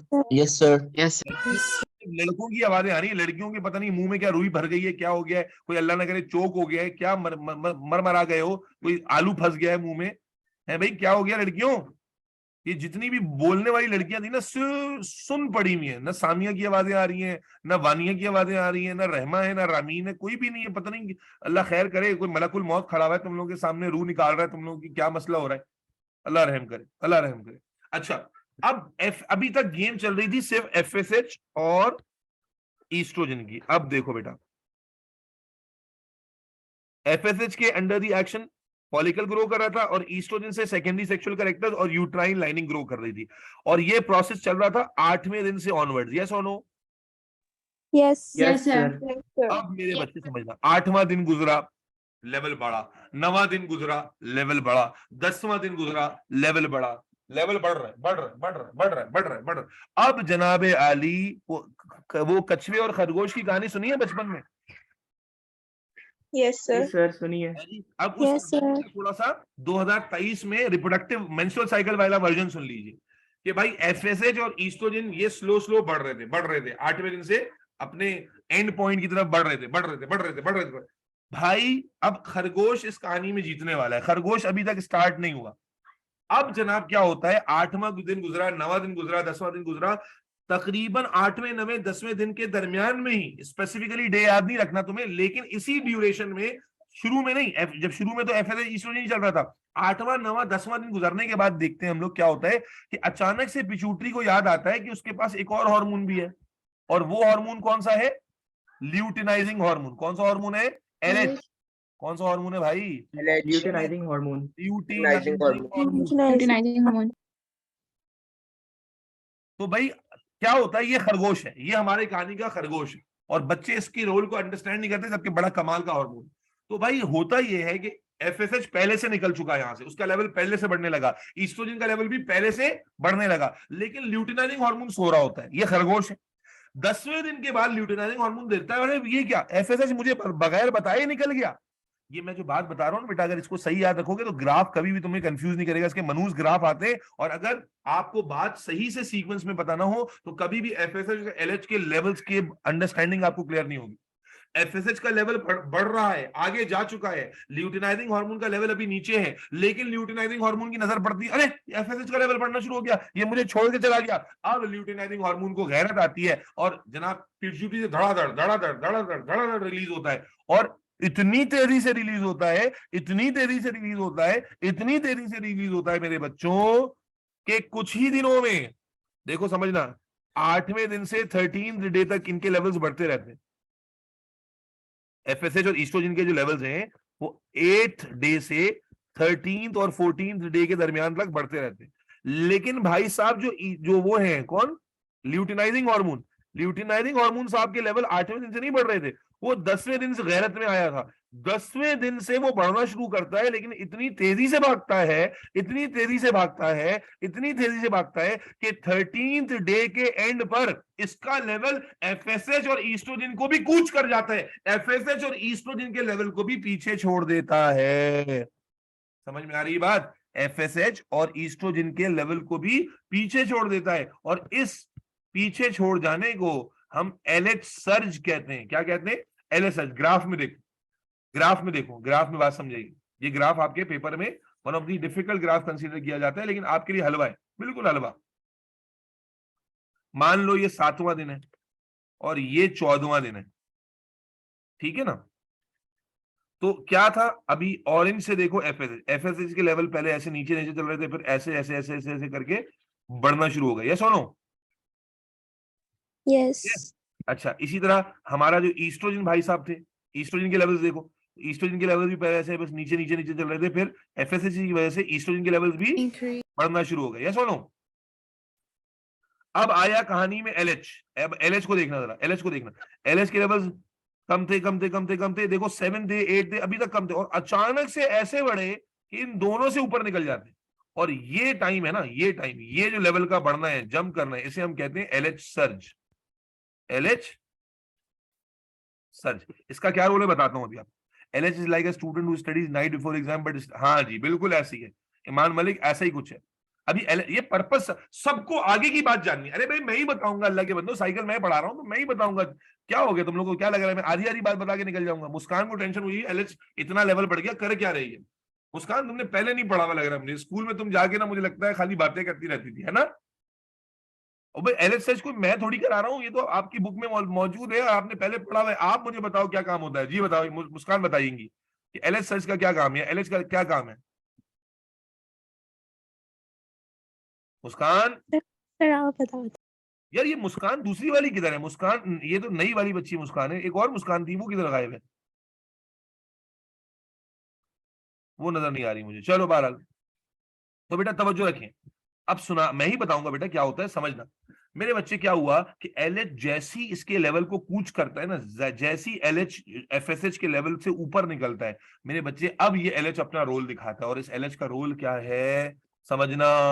LH क्या करता है, LH इस फॉलिकल को रप्चर करा देता है। LH इस फॉलिकल को जो अब तक ग्रो कर रहा था, इसे ब्रेक कर देता है। इससे अक्सर बच्चों को ऐसा लगता है, अक्सर बच्चों को ऐसा लगता है कि भाई LH ने ये काम नहीं किया, लेकिन आपको एग्जैक्टली याद रखना है कि LH का पहला काम क्या है कि वो, एक मिनट बेटा बता रहे हो, फिर रामीन भी आगे का सवाल पूछ रही है। LH आता है और LH आकर क्या करता है, जब LH सर्च करता है, पहले तो LH खामोशी से अपना लेवल बढ़ने देता है, बढ़ने देता है, बढ़ने देता है, बढ़ने देता है, बढ़ता जा रहा है, बढ़ता जा रहा है, बढ़ता जा रहा है। लेकिन जैसी LH इन दोनों के लेवल से डोमिनेंट होता है, क्रॉस करता है, ये LH क्या करता है, इस फॉलिकल को, ग्रोइंग फॉलिकल को रप्चर करा देता है। और जब ये ग्रोइंग फॉलिकल रप्चर होता है बेटा, समझना, अगली डायग्राम को देखना, जब ये ग्रोइंग फॉलिकल क्या होता है, रप्चर होता है, कुछ ऐसे, तो बेटा अंदर से निकलता है, आओ दिखाऊं तुम्हें मैं अंडे का फंडा, ये नहीं प्यारे कोई मामूली अंडा। भाई अंदर जब फॉलिकल रप्चर होता है तो हमें नजर आता है अंदर से रिलीज होता है, फॉलिकल के अंदर से, जो फॉलिकल ग्रो कर रहा था, अब इस फॉलिकल के अंदर से रिलीज होता है mature egg, female egg. Follicle के अंदर से रिलीज होता है मैच्योर एग, यानी यूं समझ लीजिए ओवरी में यहां से जब कार्पस जब ल्यूटिनाइजिंग हार्मोन ने फॉलिकल को ब्रेक किया, ये एग रिलीज हो गया, और इसी एग के रिलीज को हम क्या कहते हैं, ओव्यूलेशन, जो यूजुअली कहां हो जाती है, डे 14 पर। डे 14 पर, यानी डे 13 एंड हो रहा है, डे 14 शुरू हो रहा है, LH ने सर्च किया, और इस LH सर्च की वजह से क्या हुआ कि जो फॉलिकल था वो, अरे बोलो, फॉलिकल रप्चर हो गया, और फॉलिकल रप्चर से क्या हुआ, अंदर से रिलीज ऑफ एग हुआ। Is that clear? Release. Yes sir. Yes, sir. Yes, sir. तो LH का पहला काम क्या हुआ बच्चों, फॉलिकल को रप्चर करना और Rupturing ओव्यूलेशन करवाना, ओव्यूलेशन करवाना, ओव्यूलेशन करवाना, यस और no? Yes, yes sir. Yes, sir. sir. अच्छा, अब जब Yes, sir. फॉलिकल ही रप्चर हो गया तो FSH क्या कर रहा था, फॉलिकल को ग्रो करा रहा था। जब फॉलिकल रप्चर हो गया तो अब FSH का कोई फायदा है? No sir. No sir. No, sir. जब फॉलिकल रप्चर हो गया तो अब ईस्ट्रोजन बनेगा क्या फॉलिकल से? No, sir. No, नहीं। sir. हम क्या देखते हैं कि दोनों FSH और LH दोनों, सॉरी FSH और जो अल्लाह भला करे आपका FSH और ईस्ट्रोजन, दोनों के लेवल्स जो हैं वो डिक्रीज होना शुरू हो जाते हैं। दोनों के लेवल्स क्या होते हैं, शार्पली बोलो बेटा, डिक्रीज होना शुरू हो जाते हैं। बात समझ में आ रही है? FSH और ईस्ट्रोजन दोनों के लेवल्स रप्चर ऑफ फॉलिकल के बाद डिक्रीज होना शुरू हो जाते हैं। Is that clear? Yes, sir. Yes, sir.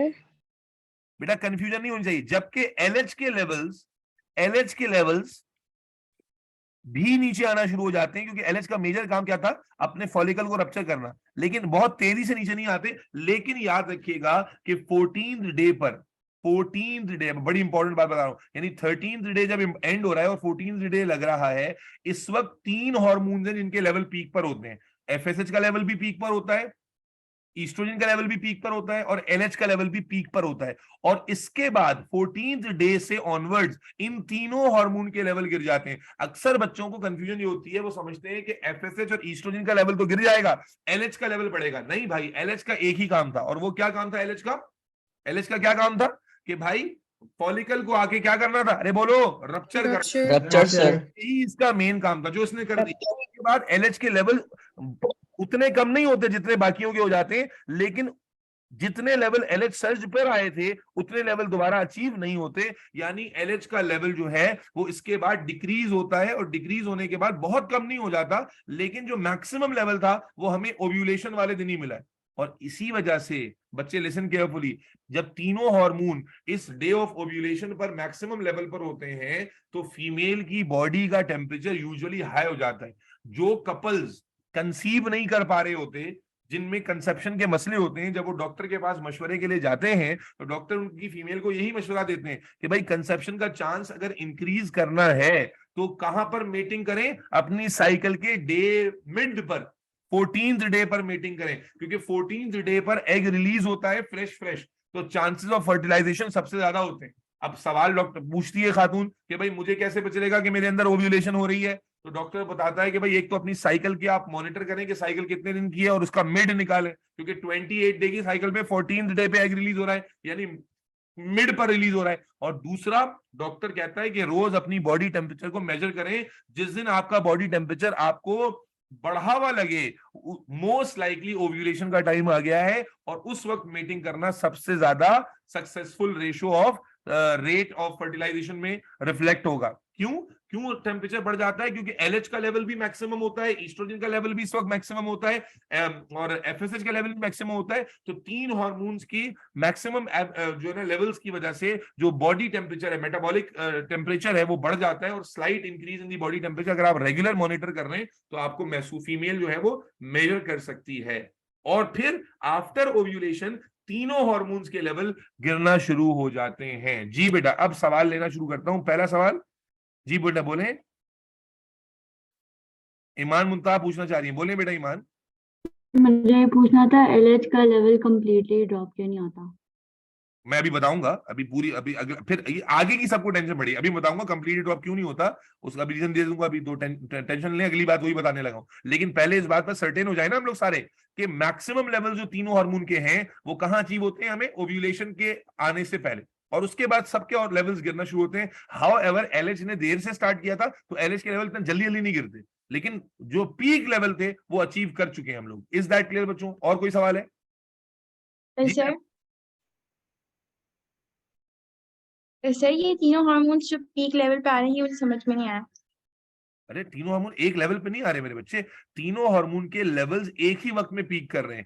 देखो जो स्टार्टिंग पॉइंट था ना वो अलग अलग था, यानी जो एफएसएच था और जो ईस्ट्रोजन था, इनके लेवल 7th डे के बाद बढ़ना शुरू हो गए थे। और कहां से 7 डे से बढ़ते बढ़ते बढ़ते बढ़ते ऑलमोस्ट 13th डे के एंड तक बढ़ते जाते हैं। एलएच ने स्टार्ट लेट किया था, एलएच का स्टार्ट यूजुअली 9th डे से या 10th डे से होता है, लेकिन एलएच के लेवल भी तेजी से बढ़ना शुरू होते हैं, क्योंकि ओव्यूलेशन करानी है ना। LH is the hormone which is responsible to rupture the follicle, तो उस ताकि ओव्यूलेशन हो, तो LH के लेवल सडनली शार्पली बढ़ना शुरू होता है। तो समझना यही तो है, इसी बात में तो हमें कंफ्यूजन रहती है ओ लेवल वाले बच्चों को। वो समझते हैं कि एक वक्त में एक हार्मोन का लेवल बढ़ेगा, नहीं। एक्चुअल सिनेरियो में हम क्या देखते हैं कि 7th डे के बाद एफएसएच और ईस्ट्रोजन के लेवल्स बढ़ना शुरू होते हैं, 9th या 10th डे से LH का लेवल बढ़ना शुरू होता है, और फिर 14th डे के क्लोज आकर, यानी 14th डे तक, 7th day onward 14th day तक सारे हार्मोन के लेवल बढ़ते रहते हैं, जिसमें एलएच जो है नियर टू 14th डे सारे हार्मोन्स के लेवल को, यानी बकिया दोनों हार्मोन्स के लेवल को पीछे छोड़ के इनसे भी ऊपर चला जाता है। और ये मैक्सिमम हार्मोनल लेवल्स वाला स्टेज होता है। एलएच क्यों लेवल ऊपर जा रहे हैं? ताकि इन दोनों हार्मोन के इफेक्ट को सबसाइड कर सके और फॉलिकल को रप्चर कर सके। जब फॉलिकल रप्चर हो जाएगा तो जनाब यारी फॉलिकल स्टिमुलेटिंग हार्मोन के आने का रोल खत्म हो गया, इसलिए एफएसएच के लेवल ड्रॉप हो जाएंगे, और चूंकि फॉलिकल रप्चर हो गया है तो ईस्ट्रोजन के लेवल्स भी ड्रॉप हो जाएंगे। ठीक है, और जो हमारा एलएच था, एलएच के लेवल्स क्यों नहीं तेजी से ड्रॉप हुए? इसके बाद कम होना शुरू हो जाएंगे, लेकिन एलएच का भी एक काम बाकी है। एलएच का एक काम तो हो गया कि फॉलिकल को रप्चर करना था, उसने वो कर दिया, उसने अपने मैक्सिमम लेवल को अचीव करके। लेकिन इसके बाद एलएच का एक और काम भी है जो अभी थोड़ी देर में बताऊंगा। क्या यहां तक बात समझ में आती है? रहमा, अब आपको बात क्लियर है? जी सर आप क्लियर है। ओहो, आगे चलता हूं मेरे बच्चे, अब लिसन वेरी केयरफुली। जब ये फॉलिकल रप्चर हो गया तो एग कहां गया? तो बेटा एग तो रिलीज हो गया, और रिलीज होके वो आ जाता है ओविडक्ट में, और ओविडक्ट के अंदर वो egg slowly and gradually move कर रहा होता है, इस उम्मीद पर कि भाई स्पर्म आए और इसे क्या करे? फर्टिलाइज करे। स्पर्म आए और इसे क्या करे? फर्टिलाइज कर दे। यस और नो? ओव्यूलेशन तो हो गई। और याद रखिएगा, ईस्ट्रोजन जब तक आ रहा था तो क्या वो यूट्राइन लाइनिंग को ग्रो करा रहा था? भाई ईस्ट्रोजन का हमने रोल क्या पढ़ा था कि सेकेंडरी सेक्सुअल कैरेक्टर्स को भी एनहांस करेगा और यूट्राइन लाइनिंग को भी ग्रो कराएगा। यस और नो? Yes sir. Yes, लेकिन अब sir. फॉलिकल रप्चर हो गया है तो क्या यूट्राइन लाइनिंग फर्दर ग्रो करेगी? No, sir. Obviously नहीं करेगी। अब लिसन केयरफुली मेरे बच्चे, जब ये एग रिलीज हो गया ना, तो अब ये जो स्ट्रक्चर बचा पीछे, ये जो स्ट्रक्चर बचा पीछे जिसको हम पहले फॉलिकल कह रहे थे, ये स्ट्रक्चर अब एक इररेगुलर शेप, ये स्ट्रक्चर अब ये एक इररेगुलर शेप की बॉडी में कन्वर्ट हो जाता है। And now we call this structure, ये इररेगुलर बॉडी बनाई थी मैंने, ये रेगुलर कैसे हो गई? अच्छा, यहां से सिलेक्ट हुआ। जब फॉलिकल रप्चर हुआ तो बेकार नहीं हो जाता, बल्कि रप्चर्ड फॉलिकल अब एक इररेगुलर शेप की बॉडी में कन्वर्ट हो जाता है, and we call this body corpus luteum.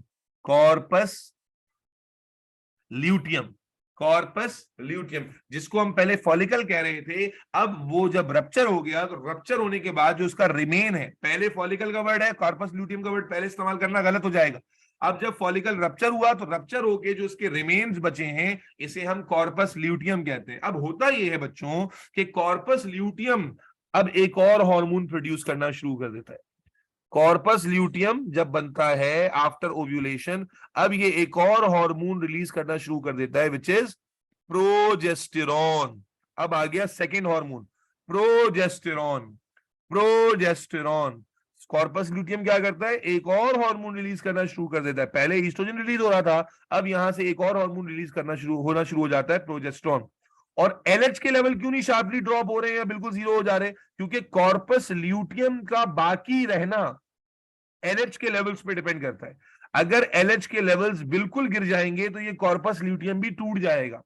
अभी हमें फौरन इसको नहीं तोड़ना, इसलिए हम क्या देखते हैं कि एलएच का लेवल पीक करता है, और पीक करने के बाद फिर एलएच के लेवल्स में ड्रॉप तो आता है, उसके यानी लेवल्स गिरते तो हैं, लेकिन वो लेवल्स एक सर्टेन लेवल पे मेंटेन होते हैं ताकि कॉर्पस ल्यूटियम बाकी रहे।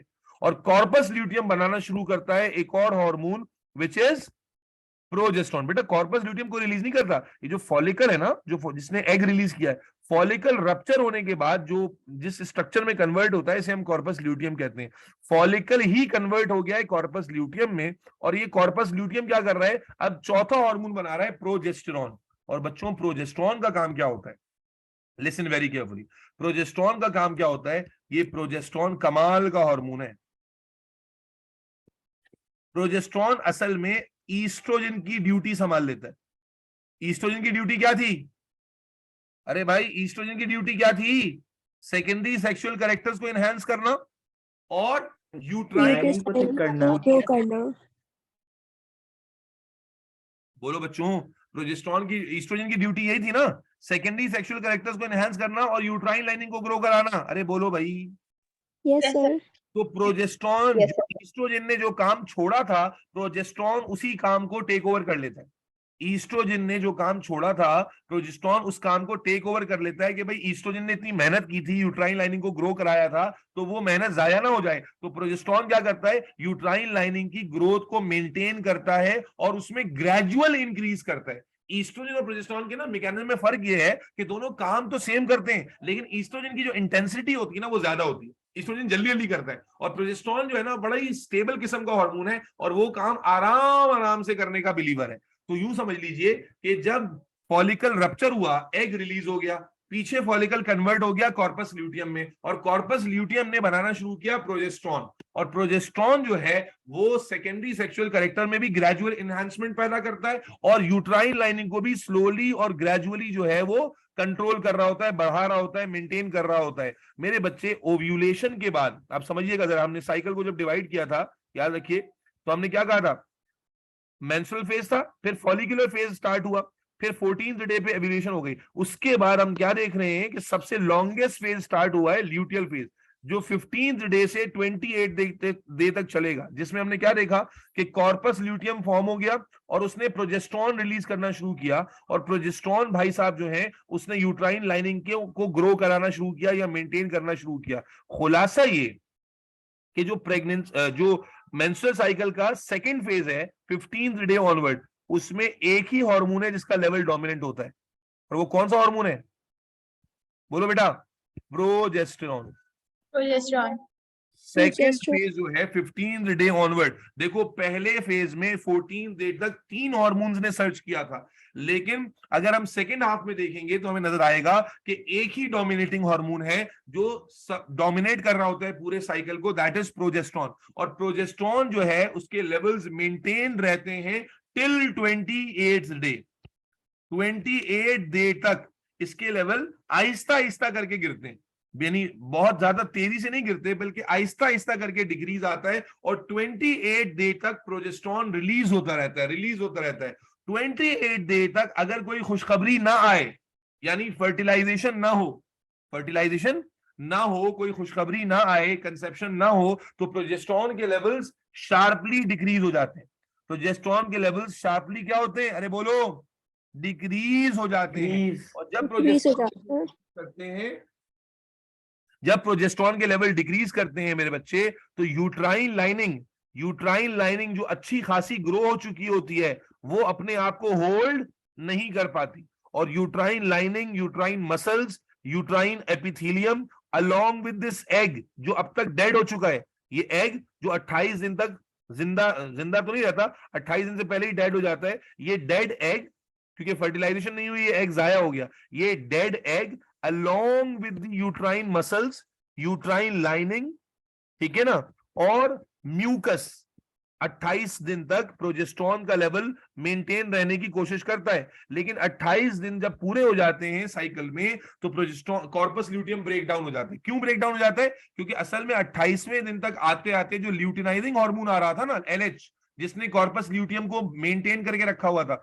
एलएच बंद हो जाता है, एलएच का लेवल गिरता है। जब एलएच का लेवल गिरता है तो कॉर्पस ल्यूटियम ब्रेक हो जाता है और प्रोजेस्टेरॉन बनना बंद हो जाता है। जब प्रोजेस्टेरॉन बनना बंद हो जाता है तो बेटा यूट्राइन लाइनिंग अपने आप को होल्ड नहीं कर पाती, और जब होल्ड नहीं कर पाती तो वो आहिस्ता आहिस्ता करके शेड होना शुरू कर देती है, आहिस्ता आहिस्ता करके डिटैच होना शुरू कर देती है। और uterine muscle, uterine lining along with blood vessels, along with blood, along with dead egg, ये सारा कंटेंट एज मेंसेस रिलीज होना शुरू हो जाता है। और जब ये कंटेंट रिलीज होना शुरू होता है, this is the beginning of the new cycle, this is the beginning of the new cycle.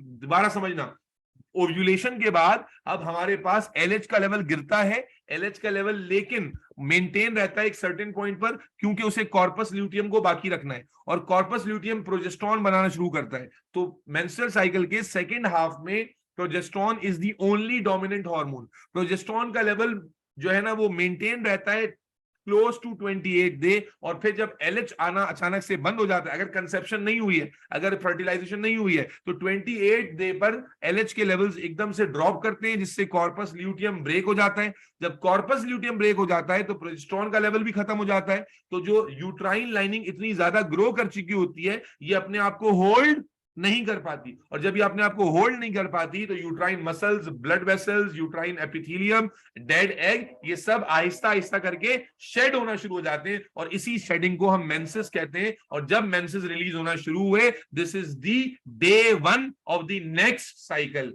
Is that clear? Am I clear to everybody? Sir मुझे Yes, sir. Estrogen, Yes, sir. जी बेटा, मदी क्या कहते एस्ट्रोजन, हो? Sir oestrogen का काम क्या होता है? बेटा एस्ट्रोजन का काम, ईस्ट्रोजन का काम अभी तो बताया बेटा कि ईस्ट्रोजन हमारे दो मेजर काम कर रहा है। सेकेंडरी सेक्सुअल कैरेक्टर्स को एनहेंस करना, यानी फीमेल के ब्रेस्ट टिश्यू को डेवलप कराना, और जनाब अली उसकी लिबिडो को इनहेंस करना, उसके प्यूबिक हेयर, आर्मपिट्स के हेयर्स में ग्रोथ कराना, और साथ ही साथ यूट्रस के अंदर लाइनिंग को ग्रो करा रहा होता है। यूट्रस लाइनिंग क्यों ग्रो कर रही है? इसलिए कि अगर कंसीव कर लेती है फीमेल, अगर फीमेल प्रेग्नेंट हो जाती है, तो बेबी को होल्ड करने के लिए यूट्रस के मसल को थिक होना चाहिए, यूट्रस के मसल को रेडी होना चाहिए। तो असल में यूट्राइन लाइनिंग जो हम ग्रो करा रहे हैं, वो यूट्रस की प्रिपरेशन है कि अगर कंसेप्शन हो जाती है, अगर फर्टिलाइजेशन हो जाती है, तो बेबी को होल्ड करने के लिए यूट्रस का थिक होना जरूरी है। अगर फर्टिलाइजेशन नहीं होगी तो वो लाइनिंग शेड ऑफ कर जाती है। Is that clear Madi? Yes sir. जी, ईमान कुछ पूछना चाह रही, बोलो बेटा। Sir, if egg will get fertilized, तो progesterone के levels decrease नहीं होंगे?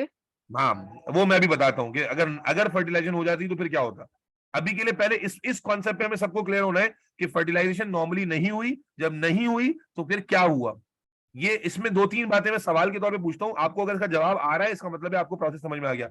आपको पता होना चाहिए कि मेंस्ट्रुअल साइकिल के कौन से यानी जो डिवीजन है डे वाइज वो कैसी है, कौन से फेज में कौन से हार्मोन का लेवल पीक होता है, ओव्यूलेशन किसकी वजह से होती है, फॉलिकल किसकी वजह से ग्रो करता है, यूट्राइन लाइनिंग किसकी वजह से ग्रो करती है, सेकंड फेज और फर्स्ट फेज ऑफ साइकिल में क्या फर्क है। सेकंड फेज में सिर्फ एक ही डोमिनेंट हार्मोन है जो प्रोजेस्टेरॉन है, it is the longest phase, और 28 डे के पर कॉर्पस ल्यूटियम ब्रेक हो जाता है एलएच लेवल्स गिरने की वजह से, जिससे फिर प्रोजेस्टेरॉन का लेवल भी गिरता है, यूट्राइन लाइनिंग अपने आप को होल्ड नहीं कर पाती और शेड ऑफ होना शुरू हो जाती है, मेंसेस शुरू हो जाते हैं। यहां तक पहले सबको क्लियर हो गई है? अफीफा, अलीना, आमना, रहमा, Yes, sir. बानिया, ramen, Yes, sir. Yes, sir. Graph जो हार्मोनल लेवल्स का है कुछ सेंस बना रहा है? Yes, sir. चलो अब मेरे बच्चे एक आखिरी बात करके बात खत्म करूंगा। साइकिल तो हो गई पूरी। उम्मीद है कि आपको मेंस्ट्रुअल साइकिल का अंदर का जो हाल अहवाल है वो सब समझ में आया होगा। अब और कंफ्यूजन नहीं होनी चाहिए बेटा, कंफ्यूजन तो मैं सवाल लेने बैठा हूं, मैं बार बार जवाब दे दूंगा। अच्छा अब सुनो, अगर मान लो कि फर्टिलाइजेशन हो जाती, यानी जब प्रोजेस्टेरॉन आ रहा था और यूट्राइन लाइनिंग फर्दर ग्रो कर रही थी और एग रिलीज हो चुका हुआ था, मान लीजिए उसी दौरान स्पर्म आते और वो फर्टिलाइज कर जाते, तो बेटा फिर क्या होता मेरे बच्चे? फिर ये होता कि मेंस्ट्रुअल साइकिल सीज हो जाती और जो एलएच था ना, एलएच, वो एलएच 28 दिन पर बंद नहीं होता, बल्कि वो एलएच आता ही रहता, आता ही रहता, आता ही रहता, और कॉर्पस ल्यूटियम बाकी रहता, प्रोजेस्टेरॉन रिलीज होता जाता, होता जाता, होता जाता, यूट्रस मजीद ग्रो करता जाता, करता जाता, करता जाता। और यूट्रल ग्रोथ मैंने पहले भी पढ़ाया था कि अगर एक नॉन प्रेग्नेंट यूट्रस की बात करें तो उसका जो वजन होता है वो 250 ग्राम से 400 ग्राम होता है। अगर एक नॉन प्रेग्नेंट यूट्रस की बात करें, जैसे इस वक्त जो कोई फीमेल है, जो यंग फीमेल है और मेंस्ट्रुअल साइकिल उसकी चल रही है, तो एक नॉन प्रेग्नेंट यूट्रस का उसका जो वेट होगा मसल का वो 250 से 400 ग्राम होगा। लेकिन जब वही फीमेल प्रेग्नेंट हो जाती है तो ड्यू टू प्रोजेस्टेरॉन 9 महीने तक आता रहेगा, 9 महीने तक प्रोजेस्टेरॉन आता ही जाएगा। प्रेगनेंसी का मेजर हार्मोन ही प्रोजेस्टेरॉन है। प्रेगनेंसी सारी की सारी जो मेंटेन रहती है वो प्रोजेस्टेरॉन की वजह से ही रहती है। तो प्रोजेस्टेरॉन आता जाता है और यूट्राइन लाइनिंग को स्लो एंड स्टेडी ग्रो कराता जाता है, कराता जाता है, कराता जाता है। तो इसकी वजह से क्या होता है, कितना मसल ग्रो कर जाता है कि बेबी के वेट के अलावा मैंने तुम लोगों को बताया था कि यूट्रस जिसका नॉर्मली वेट 250 से 450 ग्राम होता है, वो यूट्रस का अपना वेट 2.5 kg तक चला जाता है या 3 kg तक चला जाता है। इतना मसल ग्रो कर जाता है। और यही वजह है कि जब कोई फीमेल बेबी को डिलीवर करती है, देखो समझो 28 दिन 15वें दिन पर प्रोजेस्टेरॉन रिलीज होना शुरू हुआ और 28 डे पर बंद हो गया, तो यूट्राइन लाइनिंग शेड ऑफ हुई, मेंस्ट्रुअल फ्लो 7 दिन में खत्म हो गया। लेकिन जब 9 महीने तक प्रोजेस्टेरॉन आता रहेगा और यूट्रस बहुत ज्यादा ग्रो कर जाएगा, तो जब बेबी डिलीवर हो जाता है उसके बाद जो मेंस्ट्रुअल साइकिल है वो फौरन स्टार्ट नहीं होती, बल्कि जो मेंस्ट्रुअल पीरियड है जो नॉर्मली 7 डेज का होता है आफ्टर डिलीवरिंग दी बेबी, वही मेंस्ट्रुअल पीरियड 40 से 50 दिन का होता है। कितना होता है भाई? 40 से 50 दिन का। 40 से 50 दिन तक वो इतना सारा जो यूट्रस ने ग्रो किया था वो आहिस्ता आहिस्ता करके shut off shut off shut off shut off होता रहता है। मेंसेस चलते रहते हैं, मेंस्ट्रुअल फ्लो होता रहता है। क्यों? क्योंकि अब 15 दिन की यूट्राइन लाइनिंग को शट ऑफ नहीं करना है, बल्कि जो 9 महीने की यूट्राइन लाइनिंग है उसको शट ऑफ करना है। तो इसीलिए जो जब कोई फीमेल बेबी को डिलीवर कर लेती है तो उसका जो मेंस्ट्रुअल फ्लो होता है वो 7 दिन में या 4 दिन में या 3 दिन में खत्म नहीं हो जाता, बल्कि वो मिनिमम भी 40 दिन तक चलता है। क्यों? क्योंकि ऑब्वियसली रिलेटेबल बात है, इतना ज्यादा यूट्रस ग्रो कर चुका है तो जाहिर शट ऑफ करने में भी टाइम लगेगा। यस और no? Yes Yes, sir. Yes sir. क्या कहते हो? बात आई है समझ में या ऊपर से गई सारी? सर आगे समझ। आ गई समझ में। यस सर समझ आ गई। ये लड़कियों, हुस्ना, वानिया, इफ्रा, फातिमा, Yes, sir. मुस्कान, मुस्कान की चमकान, किधर हो? यहीं पे हाँ, क्लियर है sir. Darling, yes sir. Alina, book अगर आपको चाहिए तो मैंने आपको पहले ही बताया था कि आप हसनैन को मैसेज करें, वो आपको घर पे डिलीवर करा देंगे। हसनैन को आपके ग्रुप में एडमिन में देखें, हसनैन मैसेज हैं, उनको बताएं मैं सीआईए वाली बच्ची हूँ और मुझे P6 बुक चाहिए, वो आपको भेज देंगे। बस सिंपल है। मैं नहीं भेज सकता, मेरे पास तो नहीं है। वो ये सारा काम स्टेशनरी का वो देखते हैं, तो उन्हीं को पता है, वही आपको सारा कुछ बताएंगे और आपको पूरा गाइड कर देंगे क्या करना है, कैसे करना है। अच्छा जी, तो बेटा ये हो गई हमारी मेंस्ट्रुअल साइकिल कंप्लीट। फिर एक बार रिपीट कर लेते हैं। मेंस्ट्रुअल साइकिल में कौन सा टाइम है जिसमें सबसे इंपॉर्टेंट बात क्या है? मेंस्ट्रुअल साइकिल का कौन सा टाइम है जिसमें सबसे ज्यादा हार्मोनल लेवल होता है? बोलिए बेटा। 13th डे का एंड या 14th डे, है ना? उस पे एलएच के लेवल भी मैक्सिमम होते हैं, एफएसएच और ईस्ट्रोजन के लेवल्स भी मैक्सिमम होते हैं। वेरी गुड, हो गया। और इसीलिए जब मैंने तुम्हें बताया कि डॉक्टर्स जिन फीमेल को कंसीव करने में मुश्किल हो रही होती है उनको क्यों कहते हैं कि भाई आप मिड ऑफ द साइकिल पे ट्राई करें, क्योंकि एग इस वक्त फ्रेश रिलीज हुआ होता है, तो चांसेस ऑफ फर्टिलाइजेशन बहुत ज्यादा मैक्सिमम होते हैं। अच्छा, ये बताइए कि मेंस्ट्रुअल फ्लो के कंटेंट्स क्या होते हैं? मेंस्ट्रुअल फ्लो के कंटेंट्स क्या होते हैं बच्चों? Blood, lining, ब्लड,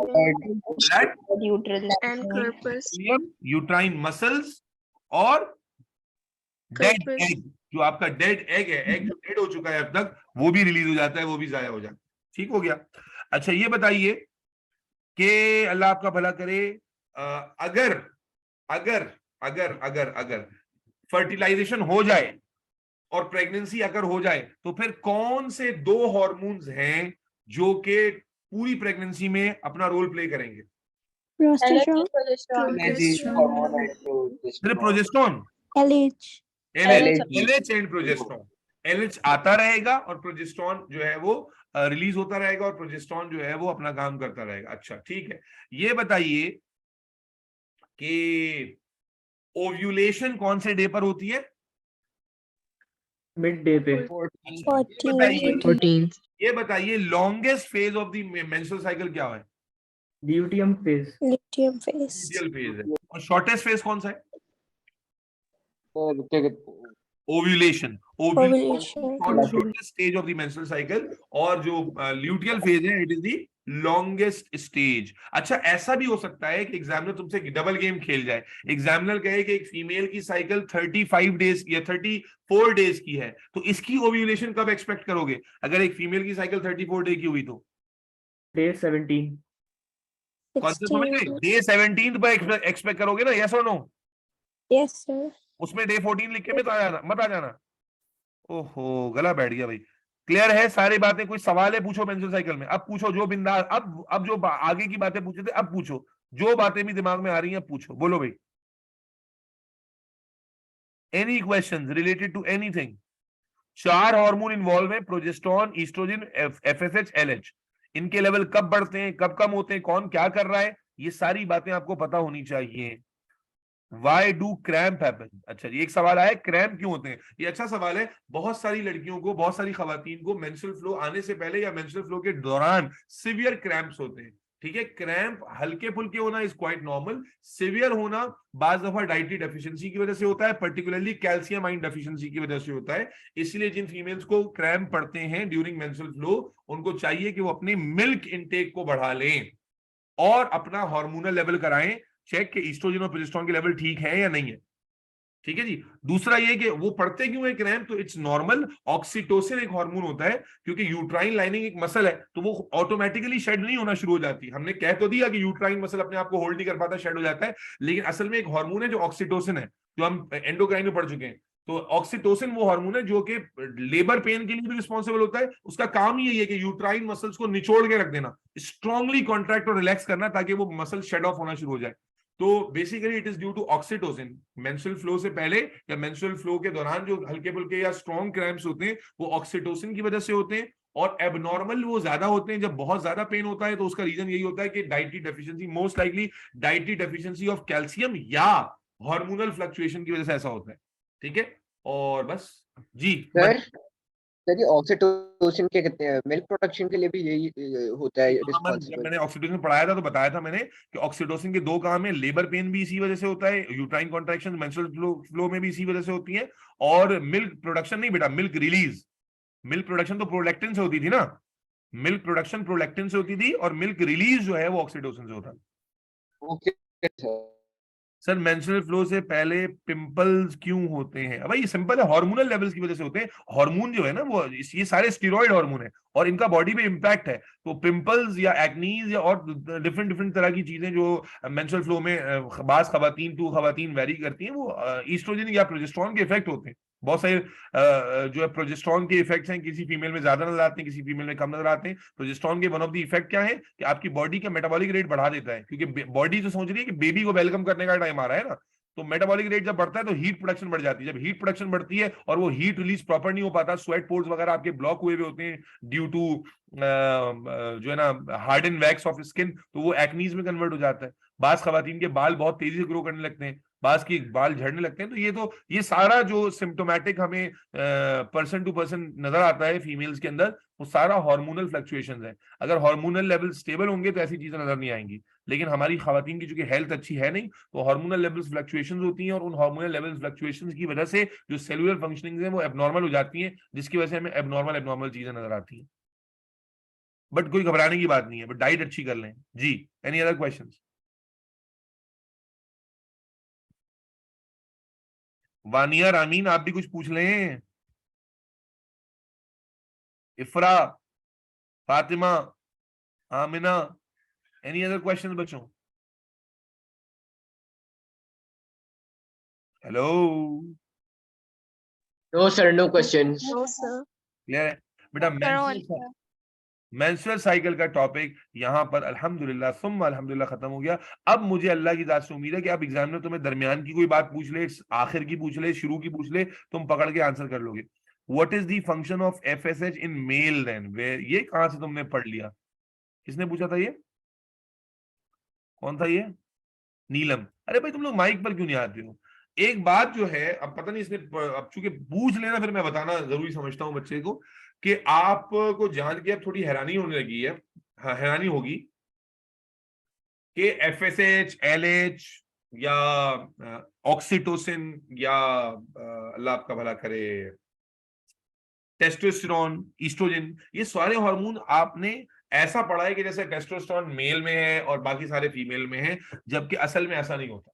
आपको जान के हैरानी होगी कि फीमेल में भी टेस्टोस्टेरोन हार्मोन पाया जाता है और मेल में भी ईस्ट्रोजन प्रोजेस्टेरोन हार्मोन होते हैं, एलएच और एफएसएच होते हैं, लेकिन उनका रोल वैसा नहीं होता, ना उनके लेवल्स वैसे होते हैं जैसा कि बाकी हार्मोन, जैसे जो levels of FSH, LH females में है बॉडी में, जो सिग्निफिकेंट है, जो कंट्रोल कर पाते हैं एक्टिविटी को, वैसा लेवल मेल में नहीं है। लेकिन अगर आप मेल में भी एलएच लेवल कराएंगे तो सर्टेन लेवल एलएच के निकल कर आ जाएंगे। और क्या काम होते हैं? ये सारे स्टीरॉयड हार्मोन्स हैं और ये सारे हमारी जो जेनिटिलियाज हैं या हमारे जो गोनैड्स हैं, इनके ऊपर एक्ट कर रहे होते हैं। बट मेल के अंदर ना उनके लेवल उतने सिग्निफिकेंट होते हैं और ना उनका काम इतना सिग्निफिकेंट है। हाँ, अगर किसी मेल में लेवल बढ़ जाए तो फिर उसमें बॉडी चेंज हमें नजर आएगा। और जैसे अगर फीमेल मेल के अंदर ईस्ट्रोजन लेवल बढ़ जाता है बाज दफा, तो मेल में एक प्रॉब्लम हो जाती है जिसको हम गायनिकोमेस्टिया कहते हैं। आप इंटरनेट पे सर्च कीजिएगा तो मेल का ब्रेस्ट टिश्यू डेवलप कर जाता है, ठीक है, यानी मेल में ऐसा लगता है ब्रेस्ट आ गए, तो that is called gynaecomastia.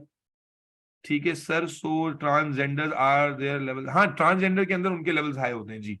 Transgender के अंदर चूंकि प्रॉपर डेवलपमेंट नहीं होती किसी एक सेक्स की, तो ईस्ट्रोजन लेवल हाई होने की वजह से उनका ब्रेस्ट टिश्यू जो है वो मेल के मुकाबले में काफी ज्यादा डेवलप हुआ होता है, जिसकी वजह ना वो मुकम्मल डेवलप होता है, ना वो बिल्कुल ही जो है ना लेस डेवलप्ड होता है। तो अल्टीमेटली क्या होता है? दरमियान में आके अटक जाते हैं। तो ऐसा हो जाता है, बिल्कुल ऐसा ही है। और फीमेल में भी टेस्टोस्टेरोन लेवल होते हैं, बल्कि फीमेल में टेस्टोस्टेरोन लेवल ज्यादा होते हैं। असल में it is testosterone which converts into estrogen and which converts into progesterone. अगर हम बायोकेमिस्ट्री की साइकिल को देखेंगे ना, तो टेस्टोस्टेरोन के कंपाउंड को ही ब्रेक करके ईस्ट्रोजन और प्रोजेस्टेरोन बनाया जाता है। तो फीमेल के अंदर भी बात दफा टेस्टोस्टेरोन का ब्रेकडाउन अगर ठीक ना हो तो ईस्ट्रोजन प्रोजेस्टेरोन का लेवल कम हो जाता है, टेस्टोस्टेरोन का लेवल बढ़ जाता है। तो ऐसी फीमेल में आपने देखा भी होगा, बास फीमेल होती है ना, मर्दाना आवाज होती है उनकी। बास फीमेल होती हैं जिनकी हेयर ग्रोथ कुछ ज्यादा ही हो रही होती है। बास फीमेल होती हैं जिनकी जो अपर लिप्स हैं और जो बाकायदा अपर लिप मूछों की तरह, मुस्टैश की तरह आने शुरू हो जाती है, या जो है ना बियर्ड के बाल आना शुरू हो जाते हैं, ठीक है ना। तो उनमें सब में टेस्टोस्टेरोन लेवल हाई होने की वजह से ऐसा होता है। तो ये सारी एबनॉर्मेलिटीज हैं, ठीक है ना, हार्मोनल एबनॉर्मेलिटीज हैं। इज दैट क्लियर बच्चों? Clear sir. बस इस ये लेंथी टॉपिक यहाँ पर अल्हम्दुलिल्लाह